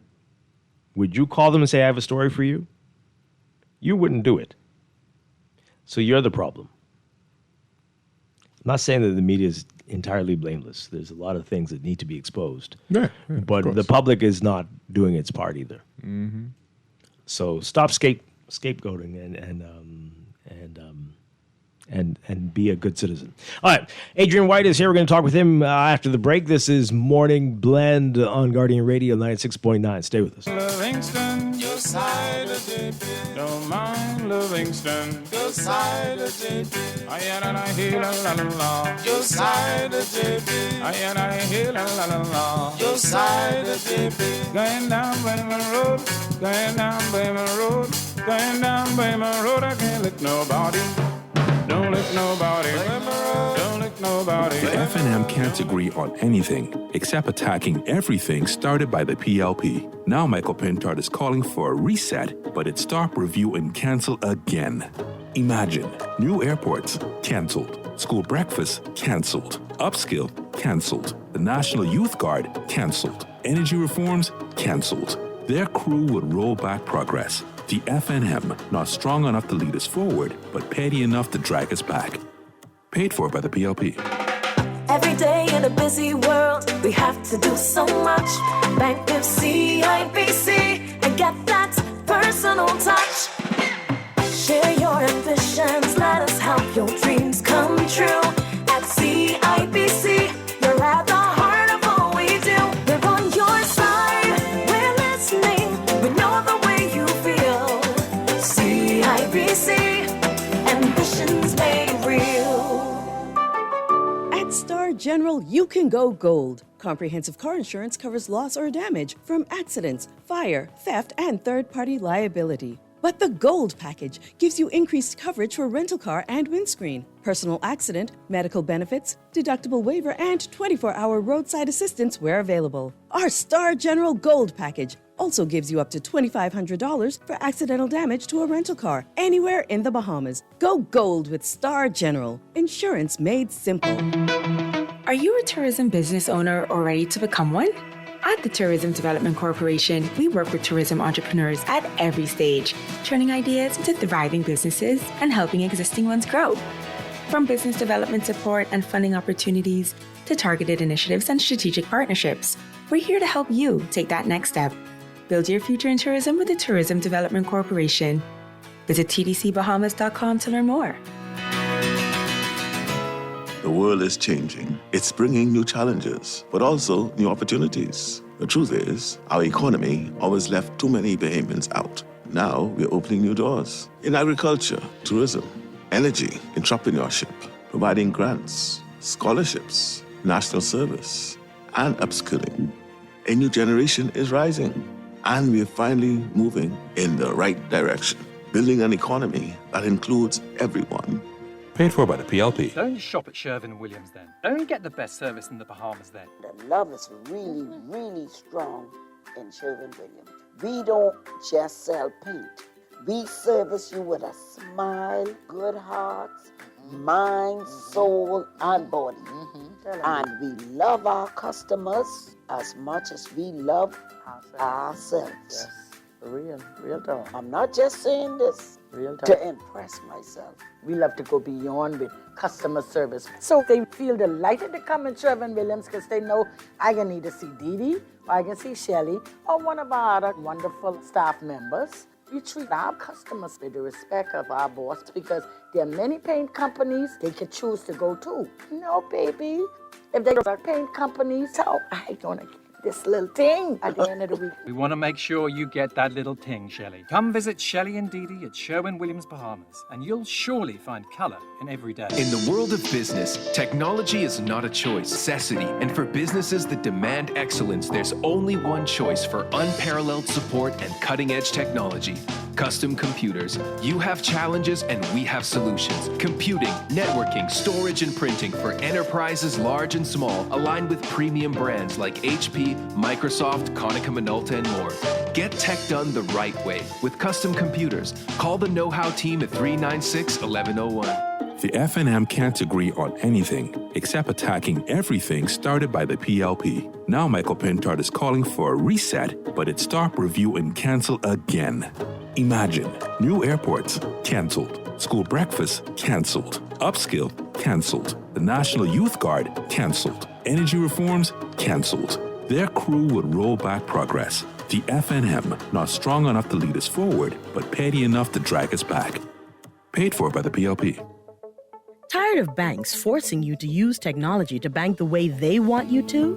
Your convenience is important. So no matter what your banking needs, Commonwealth Bank's friendly staff are always available in branch for that personal one-on-one service. But when you choose technology, our online and mobile banking app offers you state-of-the-art functionality. The choice is yours. Commonwealth Bank. Bank the way you want. This is Guardian Radio 96.9 FM, streaming on GuardianTalkRadio.com and the Guardian Radio app, Nassau, Bahamas.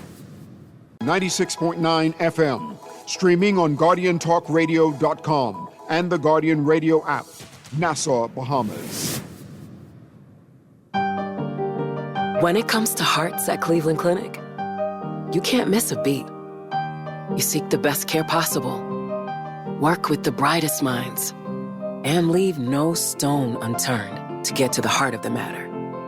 Because understanding is always the first step to overcoming. For every heart in the world, see how we're advancing the future of heart care at Cleveland Clinic today. Wendy's has brand new chicken tenders, and they're everything you've been craving. Crispy, juicy, and seasoned just right. These tenders bring the flavor from the very first bite. Dip them, dunk them, love them. With sauces like sweet chili, scorching hot, ranch, honey barbecue, honey mustard, and Wendy's signature sauce. Grab them as a kid's meal, enjoy them on their own, or make it a combo that hits the spot every time. For tenders you're gonna know by name, it's gotta be Wendy's. If you're done with gas prices burning a hole through your wallet, stop paying the price and start driving the solution. A BYD EV from Easy Car Sales comes with an 80% drop in your fuel costs. So wave goodbye to gas lines and charge while you sleep. For 8 years, drivers like you have been breaking up with the pump and waking up to freedom. It's more than a car. It's a new way to be. It's a BYD from the one and only authorized dealer in the Bahamas. Visit easy242.com to learn more. This election night, trust the team you trust every single day. On May 12th, your Guardian radio host will be live from 6 p.m. until the election is called, with verified results, breaking developments, and reporting from the entire Guardian News Network, the teams from Guardian Digital and the Nassau Guardian, every day and every election day. Stay with the Guardian News Network on Guardian Radio 96.9 and Star 106 FM.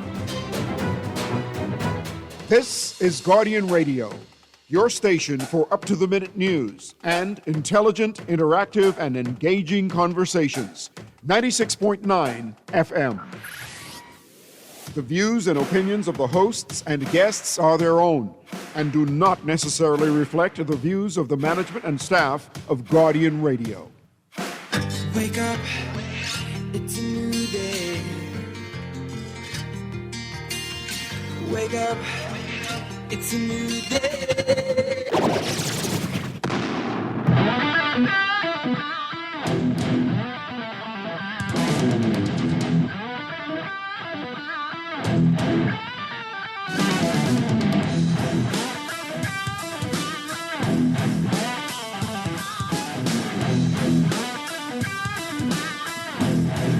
Good morning and welcome to Morning Blend Business on this Wednesday, May 6th, 2026. Welcome back to our Morning Blend listeners. Once again, I'm Dwight Strachan along with Chester Robards, and it's a special edition of the show today. We are talking politics. We are less than a week away from the general election, and we are happy to have with us F&M candidate and current MP for St. Anne's, Adrian White. Good morning. Great to have you with us again. Thank you very much, Dwight. Glad to be here with you and Chester today on Guardian Radio. All right, so we want to talk about what's happening in St. Anne's in the race. We're going to get to that in a bit. But I do want to get your perspective and understanding of what is happening with the ballot boxes and the controversy yesterday. Everyone's saying a different story, it seems, about what was communicated, what hasn't been communicated, what went, and what is going to happen now. What happened is that you had these boxes that the PRD said they wouldn't be able to house at Parliamentary Registration Department due to the volume.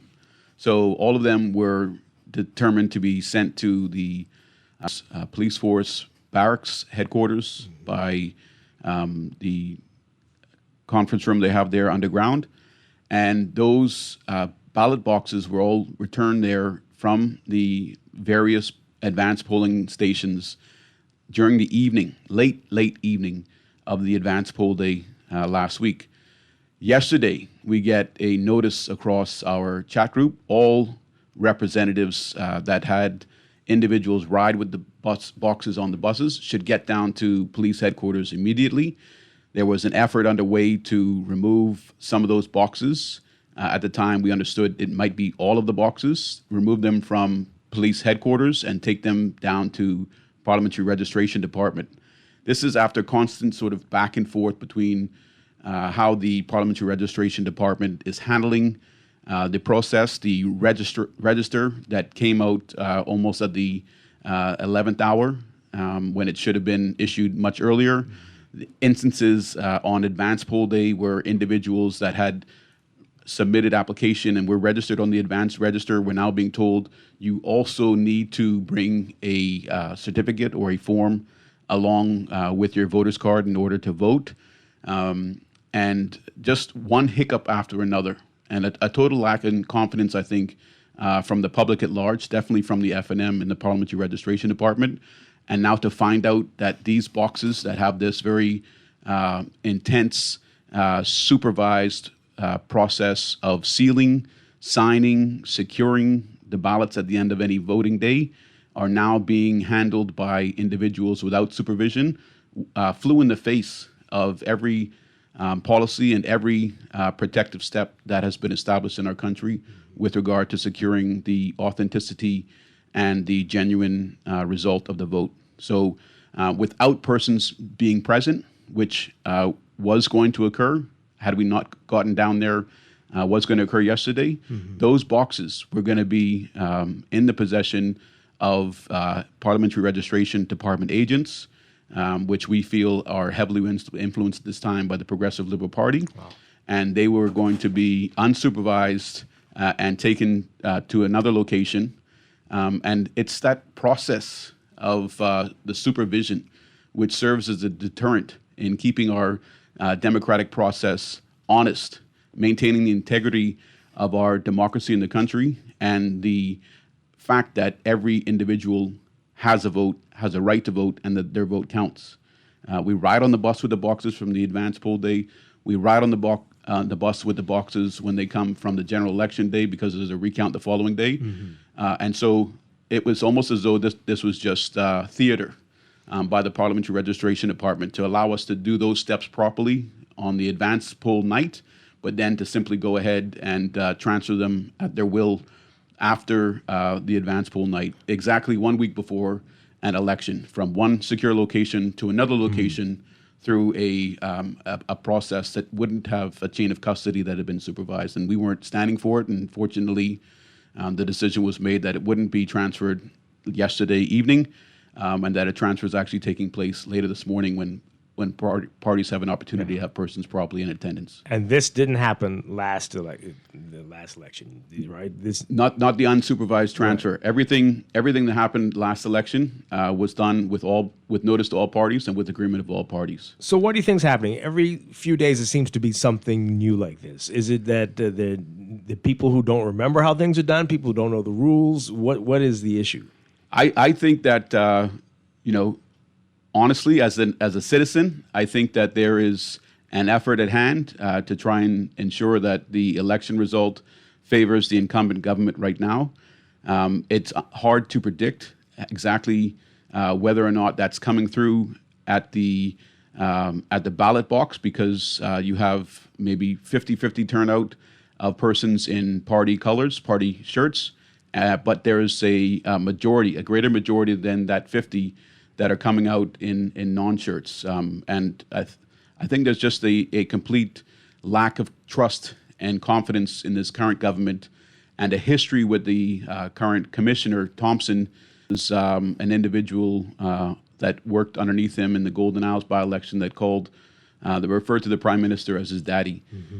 So, the public doesn't mind what familial relationships individuals have in their private life, but when it comes to the most sacred aspect of our nation, save for God himself, our voting is a process that we take extremely seriously, and there cannot be any room for any mix-up or hiccup. A process that's not seen to be handled properly, a process that's not carried out, can ultimately lead to results in this nation that fortunately we haven't had in all of our years of independence, and that is uproar, that is potentially even violence. You don't know how people are going to react, but that is a very serious claim that you're making, right? And yes, and the opposite, and the government is saying that saying stuff like that is to set up a narrative that if you don't like the results of the election,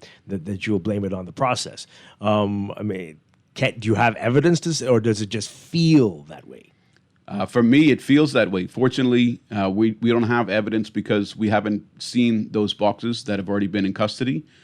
But this process of following the buses, this process of being on the bus with the ballot box, this process of sealing the boxes, that having agents from each party sign the envelopes of the advance poll. That's not because people want an activity. That's because people want to ensure that the records are intact and that they are a true reflection of the actions of the public when they casted their ballots. Yesterday, I just wanted to get a clear picture of what happened. PRD didn't call the party to tell them that the boxes were being removed. You just got word that they were being removed? They may have contacted the chairman. The chairman then sent messages to everybody else, but it was on the day. When I got down to the gate, which would roughly have been about 7 o'clock, I was hearing words that this was something that was trying to occur since 2:30 today.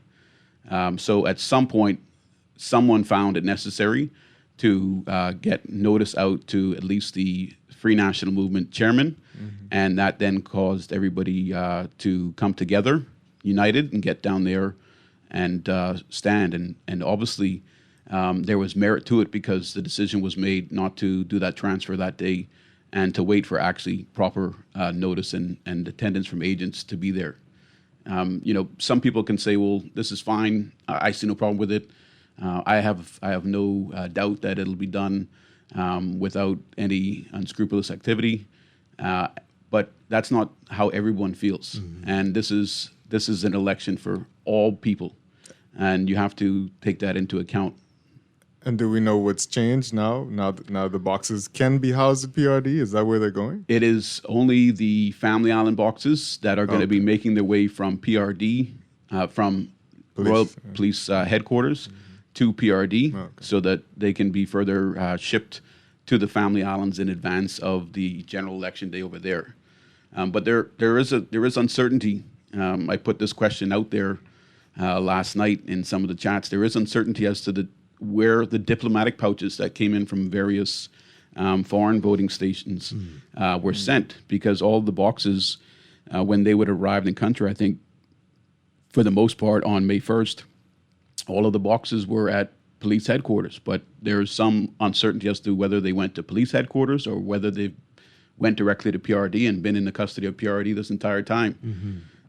So there's lots of small gaps that are present in this process that are sort of conflicting from a uniformed handling. And when there's gaps, when there's a break in the chain of custody, we see it with evidence in the court all the time. It can have that evidence thrown out. So we don't want anyone to think that this is like what we always hear about 1987 election being. We don't want to have another election where people have reason to suspect that an election's been stolen. So whenever we can step in and correct things to keep the integrity, that's what we do. Yeah. So is it, and again, he said is it incompetence or a blatant attempt to steal the election? I mean, which one? I mean, without evidence, it's a blatant attempt to steal the election. But would you say, in my opinion, would you say there are steps that are not a part of the typical playbook that have been taken? I would. That go far beyond what they should be doing. Yeah, I would. I mean, even from the makeup of the commissioner, you have a commissioner coming in that's already been out in retirement, coming in to take over PRD for to remove a younger person that didn't have any conflict with retirement, being removed from his position. You've seen where I think the individual that oversaw the last local government elections, he was removed and transferred after the election results. And, we still didn't see how those election results came out, but everybody had the feeling that the FNM did very well, if not only coming even with the PLP seats in local government, exceeded them. And of course, historically, local government elections have not been seen to be political. But once one person starts making them political, then everybody has to party up, and that's why we have these political parties in the country right now. But you had I think at the time he would have been the commissioner. He was transferred.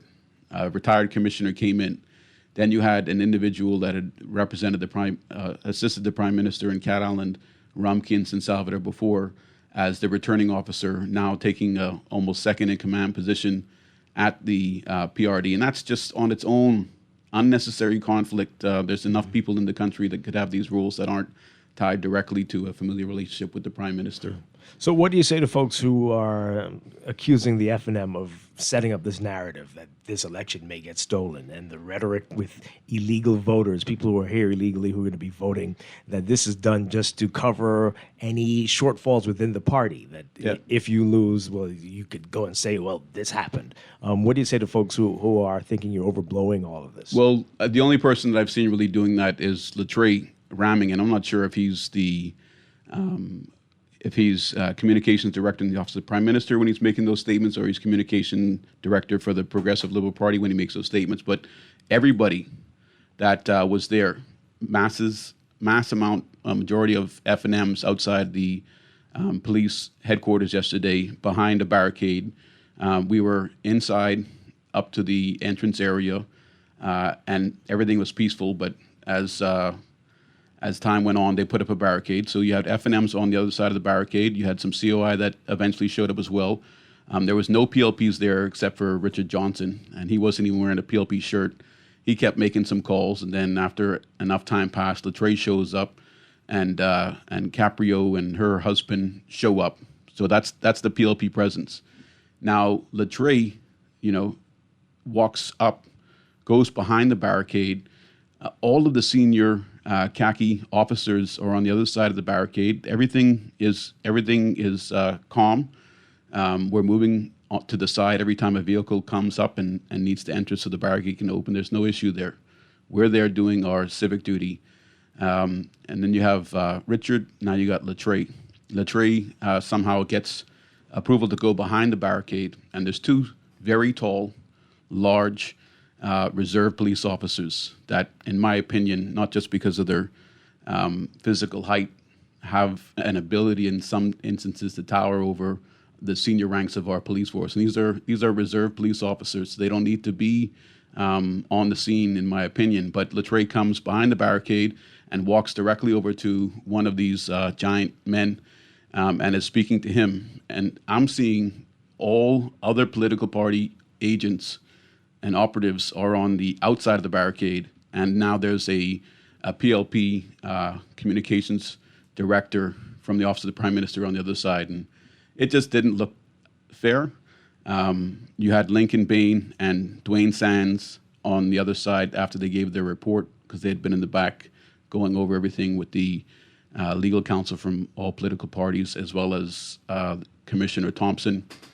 They gave the conclusion of those deliberations, and they came outside the barricade. But Latreille showed up and goes in the back, and he's talking to the senior reserve officers. So then he comes out with his narrative, and that's fine.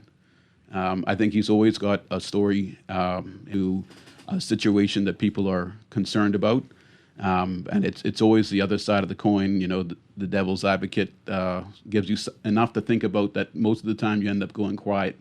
But we'll see May 12th, the people are going to hold the line.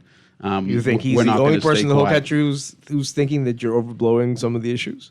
No, he's the only person in the country that's overblowing them, but nobody was talking about that particular issue being overblown until he gets in front of, I don't know if it's the PLP backdrop, and does a press conference and has all the news stations there.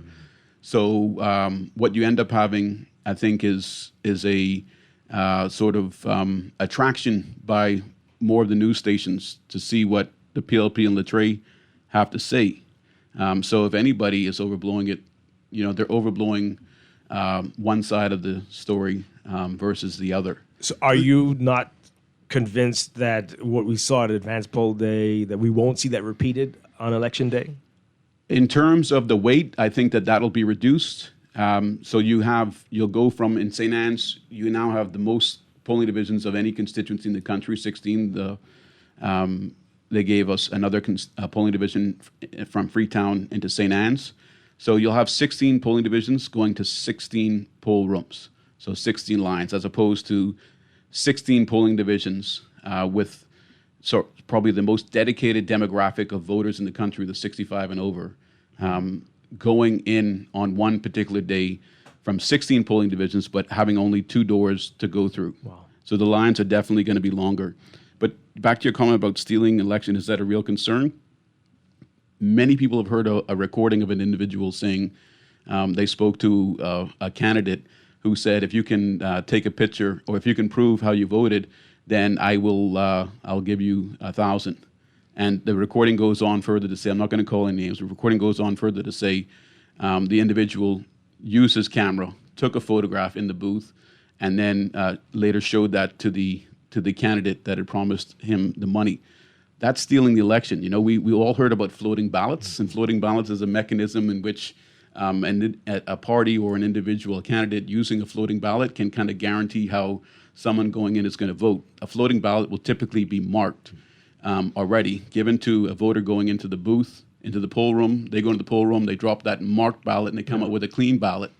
And there's a way to consistently throughout the day ensure that you're adding votes to your total tally. Sure. You don't need a floating I'm ballot. not a lawyer. No. You're the lawyer, but I mean that's right kind of hearsay. You Yeah. can't, just So because I'm- that person said that person Exactly. said it That's why I doesn't didn't call mean- any names, right? Mhm. But you don't need a floating ballot anymore when you have floating phones. You know, phones. The floating ballot was a way to guarantee that you could have people vote a particular way, steal an election. The phone now is the floating ballot. So is anything going to be done about that? Evidence. Will people be searched? Will they be patted down? Will they have to That's- empty all their pockets? That's up to the PRD, but it certainly should be considered. But you know, the more searching you do of an individual, the longer the process inside the booth takes, the longer the lines will take. You know, there's been a suggestion that there should be wands, but you know what there should be is people that aren't conducting themselves in this particular way. Not just the voter, but no candidate should be conducting themselves in that way. You know, we don't need to put bars on our windows because there's a risk of somebody stealing. People just need to stop stealing. People need to stop breaking in. People need to stop breaking the law, and then we can have a society and fair election process that's not always and constantly subject to a necessary amount of scrutiny. Just regarding the inconsistencies with what the PRD might be doing, favoring the incumbent, there was one PLP hopeful who complained about what happened Allegedly. Allegedly complained? Right. Well, no, I mean, favoring. Yeah, right. Right. Allegedly Okay. favoring, but did complain about processes by PRD. What do you make of that? I saw the videos. You know, that's typical conduct of that candidate. The individual conducts herself that way in the House of Assembly. It's very much like being on a school playground and a fight starts. It's never the fighter that's in the battle that's making the most noise. It's the one on the sidelines that's really getting the audience to come around. But I think that her complaint was determined by the not to be of consequence or valid. I don't know the details. I can tell you what happened in the St. Anne's polling grounds is that when the poll rooms closed, so the last voters exited the room, 6 o'clock the line, doors closed after the last voters voted, agents from political parties are on the inside, agents from the returning officers team, clerks, etc. are on the inside. And when they finish their process inside, the envelope of the advance poll gets sealed and signed, gets placed in the ballot box. The ballot box gets locked and sealed. And then that ballot box leaves the room. But there was 4 rooms at Doris Johnson, 2 for St. Anne's, 2 for Fox Hill. Those 4 ballot boxes didn't leave their respective rooms at the same time. So one left, the second one left, third and fourth. But the process was that agents followed the box from the voting room to the officer's room, the police officer's room, and one agent from each constituency stayed in the room with the individual box, just to be there to supervise it. Again, this is the process. This is deterrent. So I don't know if that's what didn't happen in that candidate who made the complaints constituency. It may not in their advance poll grounds. It may not have been what they had agreed to. I think, very unlikely that an agreement was made between the returning officer and the candidates and wasn't followed. I think, if anything, if it wasn't the same process as I've just explained we did in St. Anne's and was for Fox Hill, because Fox Hill and St. Anne's were at Doris Johnson, then it was a matter that the candidates themselves didn't go over what the process would be with the returning officer. And the returning officer was simply following what her directives were. Now, I keep hearing this word agreement. Why are we hearing that at all? Is there not a standardized process for these things every election cycle? There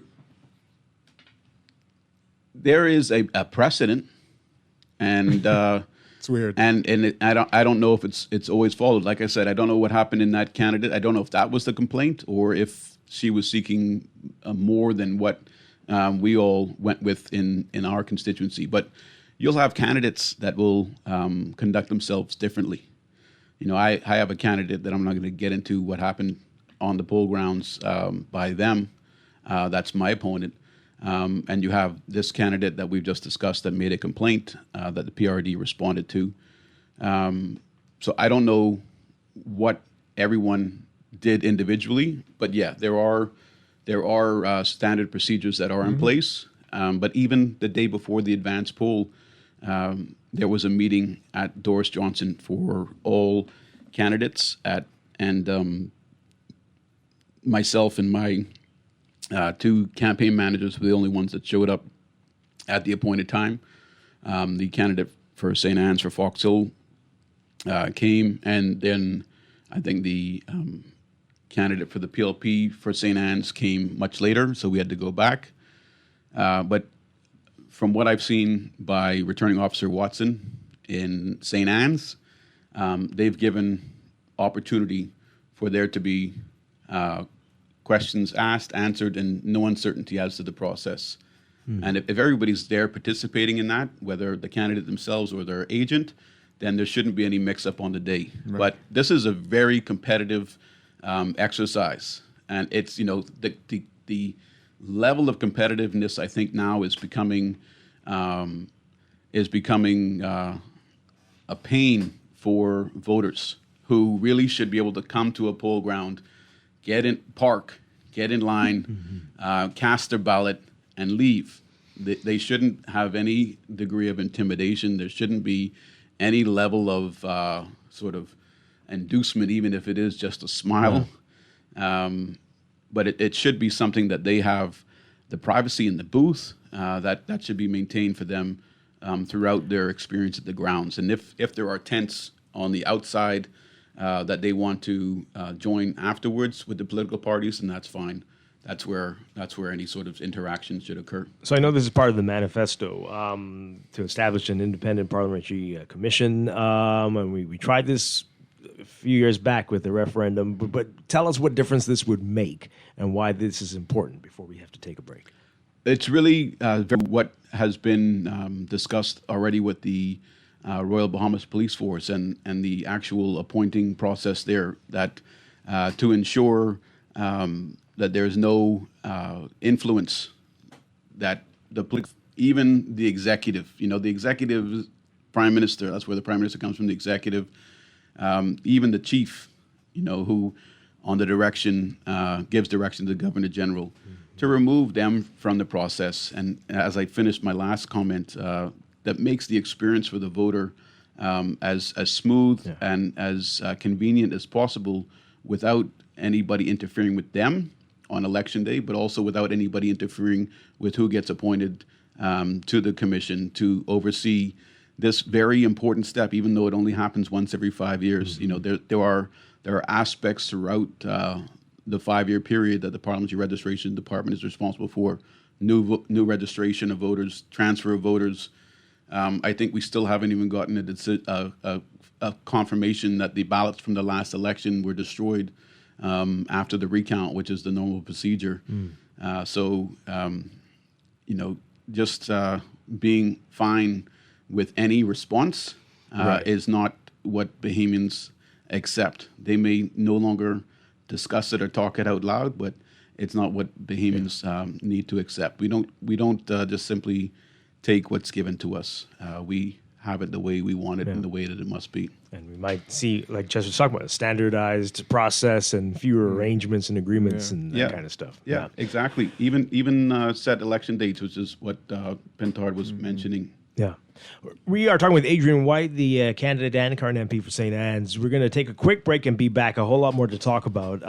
Callers, give us a second. We're going to be back. This is Morning Blend Business on Guardian Radio. Stay with us.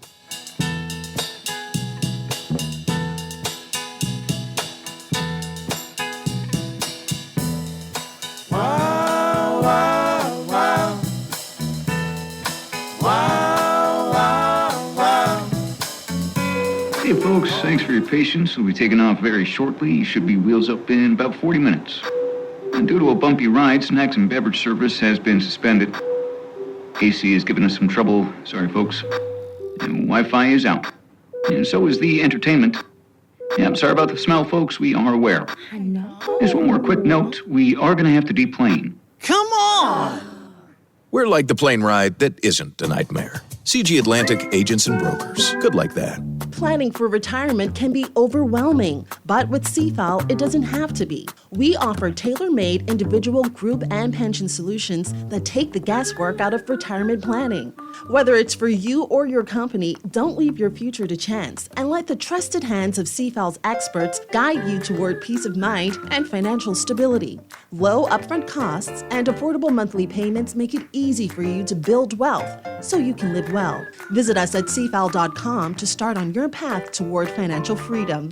CFAL, growing wealth for future generations. CFAL is a proud sponsor of Team Bahamas for the 2026 Carifta Games. A paid political message by the Free National Movement's candidate for Fort Charlotte, Travis Robinson. Fort Charlotte, stand up! Bahamas, wake up! All across this nation, time to see the truth clear now. Tell Brave and Sebas, all money ain't good money. F&M, we ready. Hey! Hey, hey. Brave say he love the poor man, but the poor man can't see no plan. Sebas get rich, now we run the land, while Bahamians catching hell again. Big mansion, big cars, big talk, but can't walk, the people walk. All that money and still can't rest. Power hungry, heart can't bless. All money ain't good money. Brave, you know, you sell his soul of the nation for a number show. Sebas county million F&M say no. Fort Charlotte rise, let the truth flow. All money ain't good money. A paid political message by the Free National Movement's candidate for Fort Charlotte, Travis Robinson.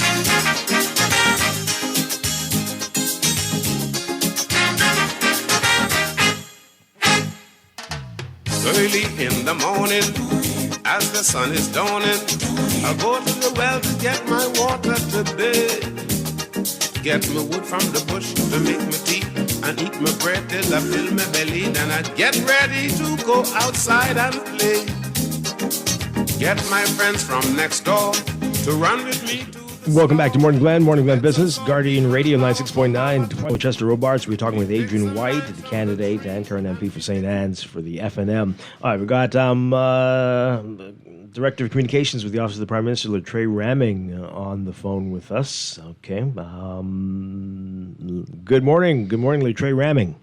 Morning. I don't want to take away from Mr. White time and opportunity to speak to the voters. But I also want to express upon my colleagues from the other side to really exhibit some level of political maturity, right, and civility, right? You are accusing civil servants from across the country of engaging in a scheme to steal a general election, right?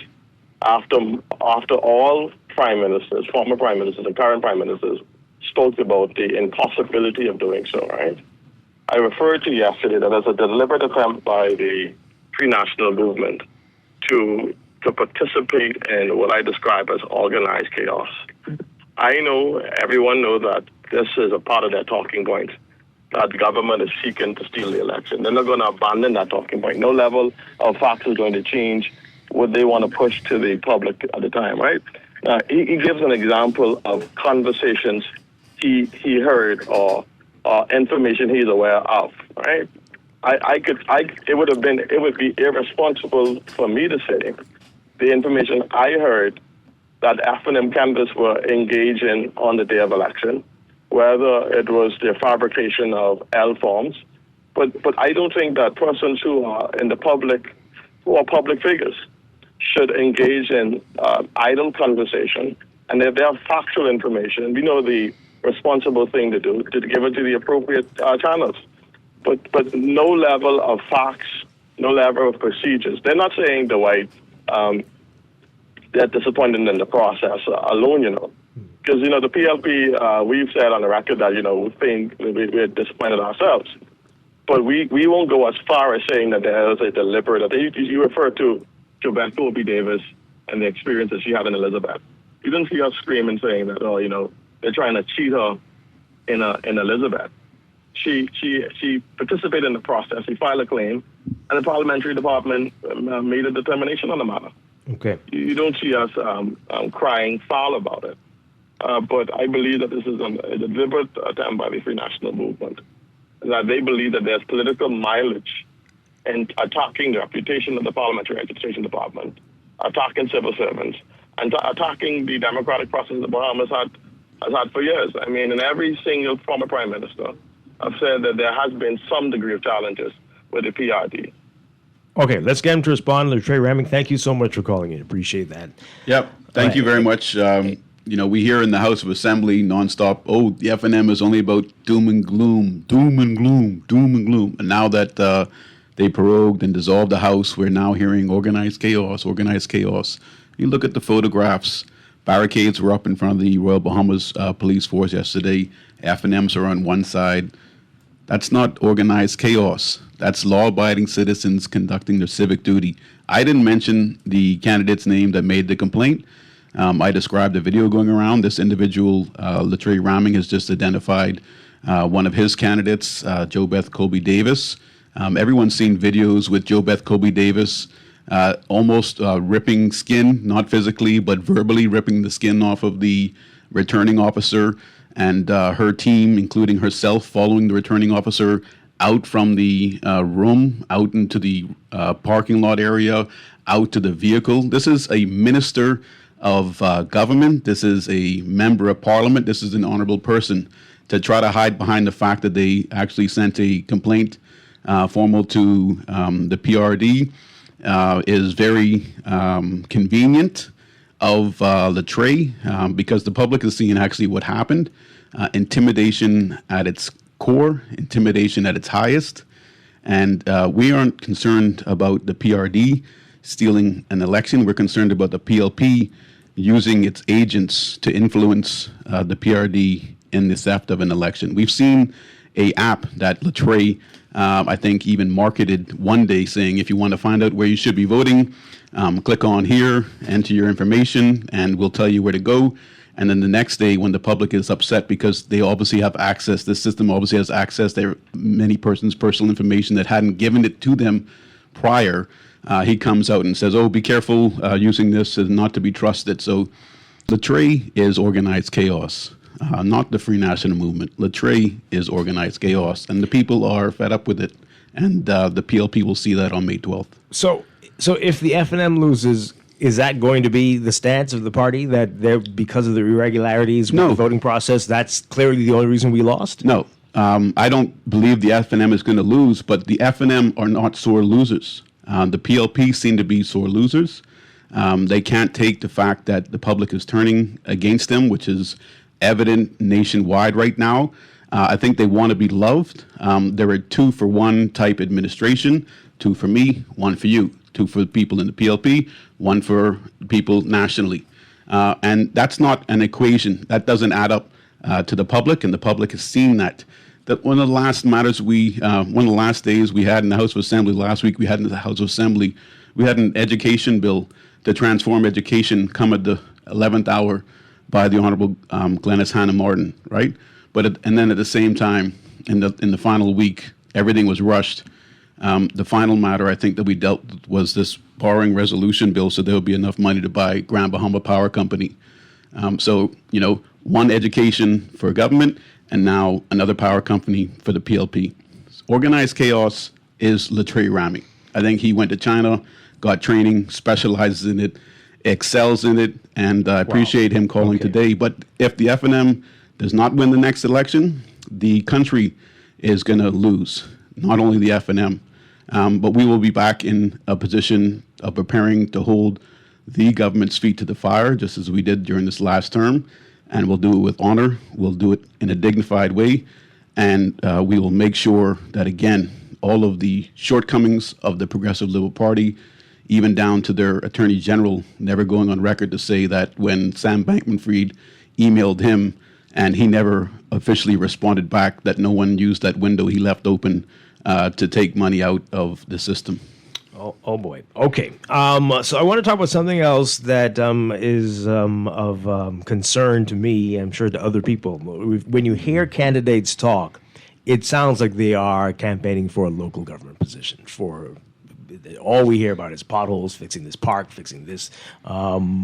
What is really going on here? Is that not the work of the Beaches and Parks Authority? Is it not the work of the Ministry of Works? What is an MP supposed to be responsible for? And what's really going on here? Someone that's done a good job in describing it is Shivargo Lang, who, former Minister of State or Minister of Finance, served in the Honorable House of Assembly, ran and successfully defeated Franklin Wilson in Fort Charlotte. But a member of Parliament's job, and it is based on the salary as well, is to take the position of their constituents into the House of Assembly and have it heard, have it added to their debate contributions on bills and legislation brought before the House of Assembly. It's evolved to where, there is continuous interaction with members, even down to, what seemed to be turkey competition at Christmas time. I don't know if it was... So devolved. Yeah, devolved, yeah. Okay. There is a great expectation of a dependent society on members of Parliament, which is not good. But looking at it from an infrastructure side, Parks and Beaches should be dealing with all of the verge and parks. And this term, I think Parks and Beaches can barely get away with weed whacking those parks and beaches, because in St. Anne's, which is the constituency that I've represented, we had to refurbish all of our existing park equipment. We had to replace swing seats whenever those were replaced.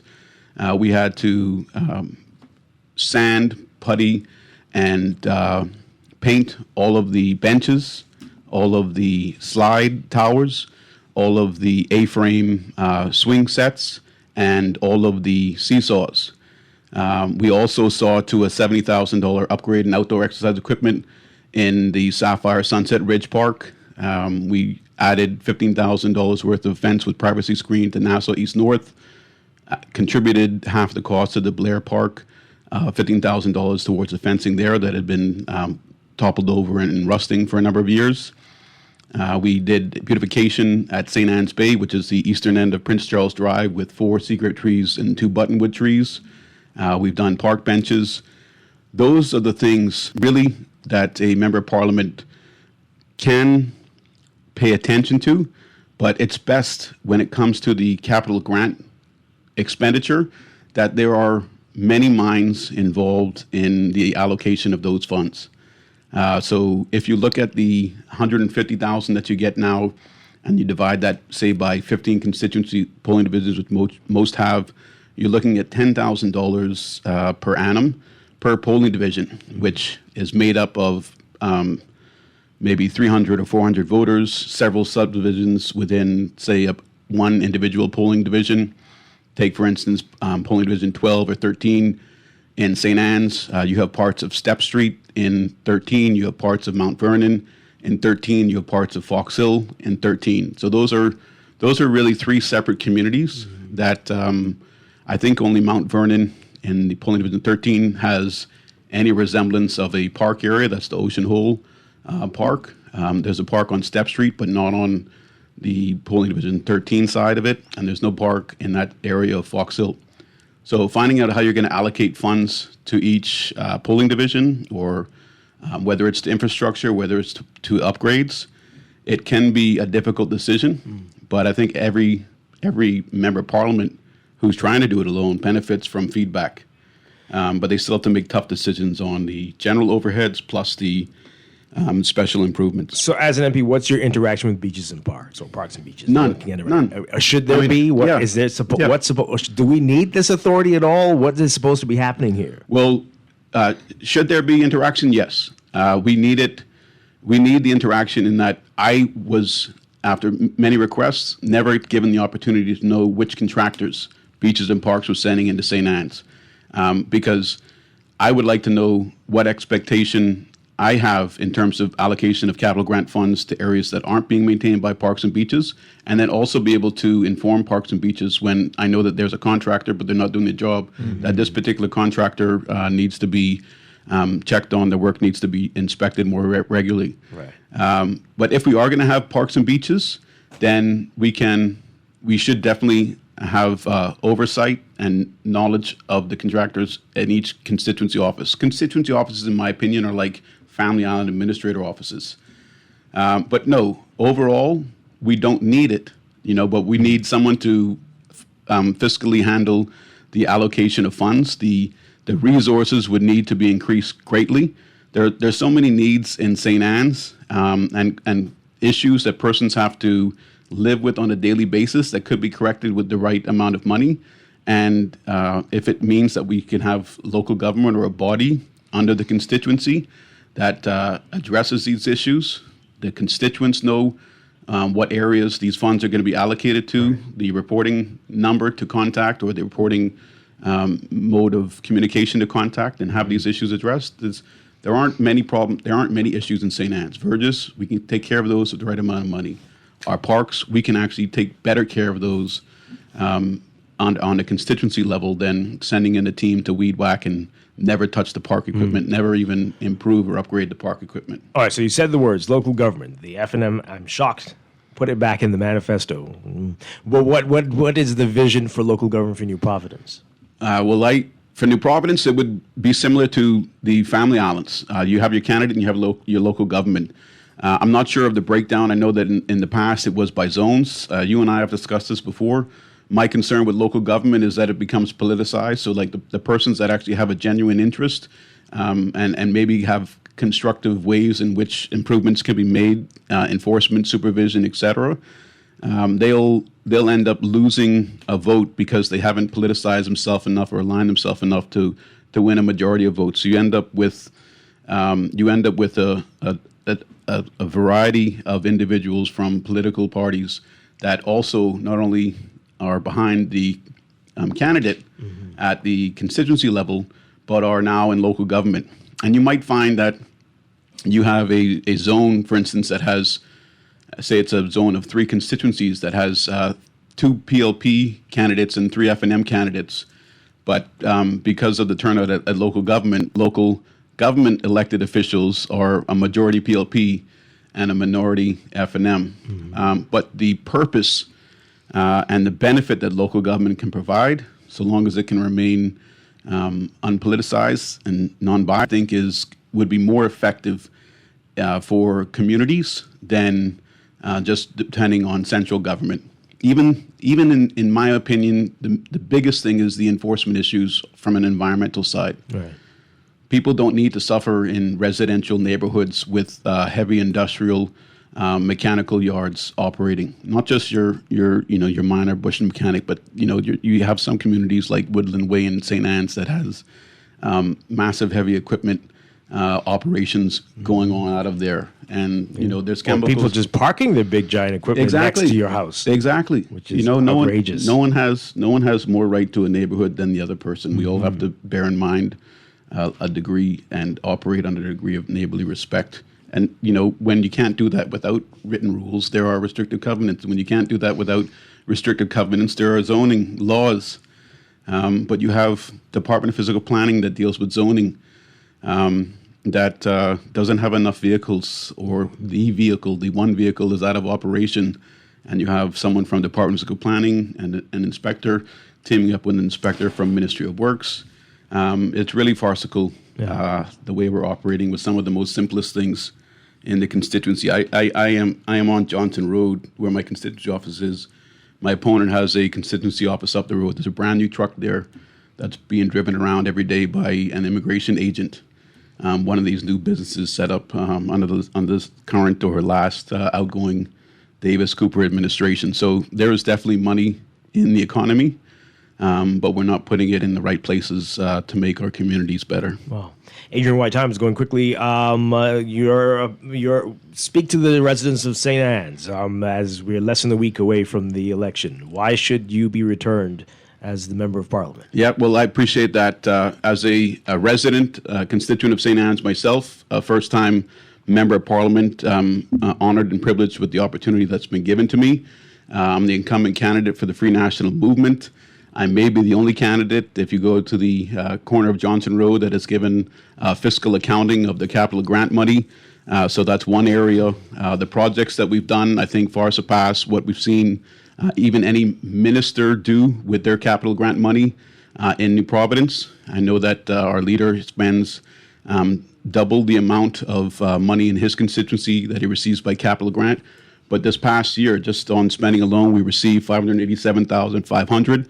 We spent $586,501.97. Accounting records are all there, broken down into three categories. Environment and safety received $392,272.41. Social outreach and education received $148,829.86. And utilities and infrastructure received $50,299.70. My focus has always been be everywhere that I can in the constituency, address concerns where they need finances, do it based on a priority basis when that money has built up in the capital grant funding. We receive it in quarterly payments. We've done brand new parks just recently in Nassau East North. We've maintained all of our parks where Parks and Beaches has failed. We've beautified areas. We've had park bench projects. We've had picnic bench projects and beautification projects. We've even campaigned in the last election to lobby for waste transfer sites, satellite collection sites. And even though the recognition isn't entirely given to me, it's, in my opinion, shared with the now Minister of Environment in Yamacraw. It's something that benefits the Eastern community. So it was in our mini manifesto. We lobbied on it. It came about, and now it's present, and it's a good model for all of the island. But we're going to continue the work in St. Anne's and making sure that money gets to constituents, making sure that projects continue to improve, that individuals seeking small contributions towards scholarships and funeral expenses gets handled, that the pantry bags stay supplied in our office for those having social hardship, and that we continue with our back-to-school giveaways, our annual basketball tournament sponsorships, and our Christmas giveaways. You have a genuine representative in Adrian White, and I have a clean record, and I'm looking forward to serving into the future. Okay. All right. This texter, as we get ready to go, says, tell Adrian White that he is a good dancer. The video of him dancing to the Barrington Levy song at the rally was entertaining. Thank you. Well, there you go. You I got to appreciate teach us that. some of your moves. Adam's rock star. Yeah. We are encouraging all employers to ask their prospective employees to dance for them. Yes. To get the job. Yeah. That's what we're doing there. But anyway, thank you very much, Mr. White. Appreciate you being here this morning. And Chester Robart, thank you. Thank you as well. well. Thank you, guys. That's it for us today. I'll be back tomorrow morning with more Morning Blend and Morning Blend Business here on Guardian Radio 96.9. Dwight Strachan, have a great day, everybody. Stay tuned for On the Clock with Aaron Green coming up next. Planting my corn and my peas and my sweet potato, nothing sweeter than Bahamian thing. Whoa, na, na, na. Yeah, na, na, na. I remember when things were better back then. You didn't have to worry at all about locking your door. Everyone was like your neighbor. Take care of your son and your daughter. We had no bed, so we had to sleep on the floor. Go to church on Sunday, get ready for school on Monday. Study homework with a lantern till late at night. Telling them old time stories like a bookie and a rabbit, and sleep to your heart's content till the morning light. My Bahamian thing, going up on the island, catching my fish with my bait and my line. Going up on the island, sitting on the rock, everything is fine. Make Mother's Day unforgettable with Kelly's House and Home's Mother's Day sale starting Friday, May 1st through Saturday, May 9th. Save 20% on a lovely selection of dinnerware, glassware, luggage, silk flowers, and picture frames, except on net items.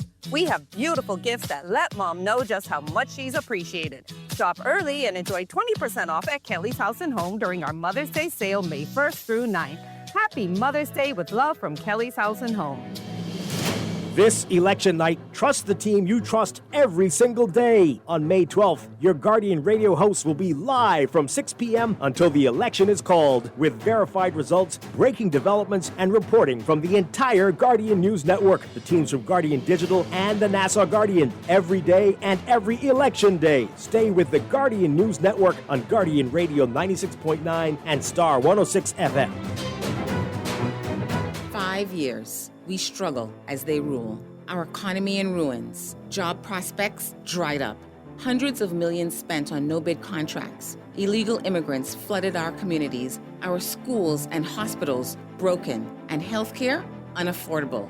Now they want 5 more years. If they get it, our future, our Bahamas, is gone. Under the F&M, that changes. Because they know their job is to work for you, not the few. Every job I've had, I've learned something invaluable. When I was in construction, my brother made us look for the screws and the nails in the dirt because your job could be held up. One of the sayings was, if you have time to lean, you have time to clean. You are always on the clock. The F&M knows a strong economy means better jobs, more money in people's pocket, and a real comeback. And our team will work every day to make it happen. This message was paid for and authorized by the Free National Movement. This is Guardian Radio 96.9 FM, streaming on GuardianTalkRadio.com and the Guardian Radio app, Nassau, Bahamas.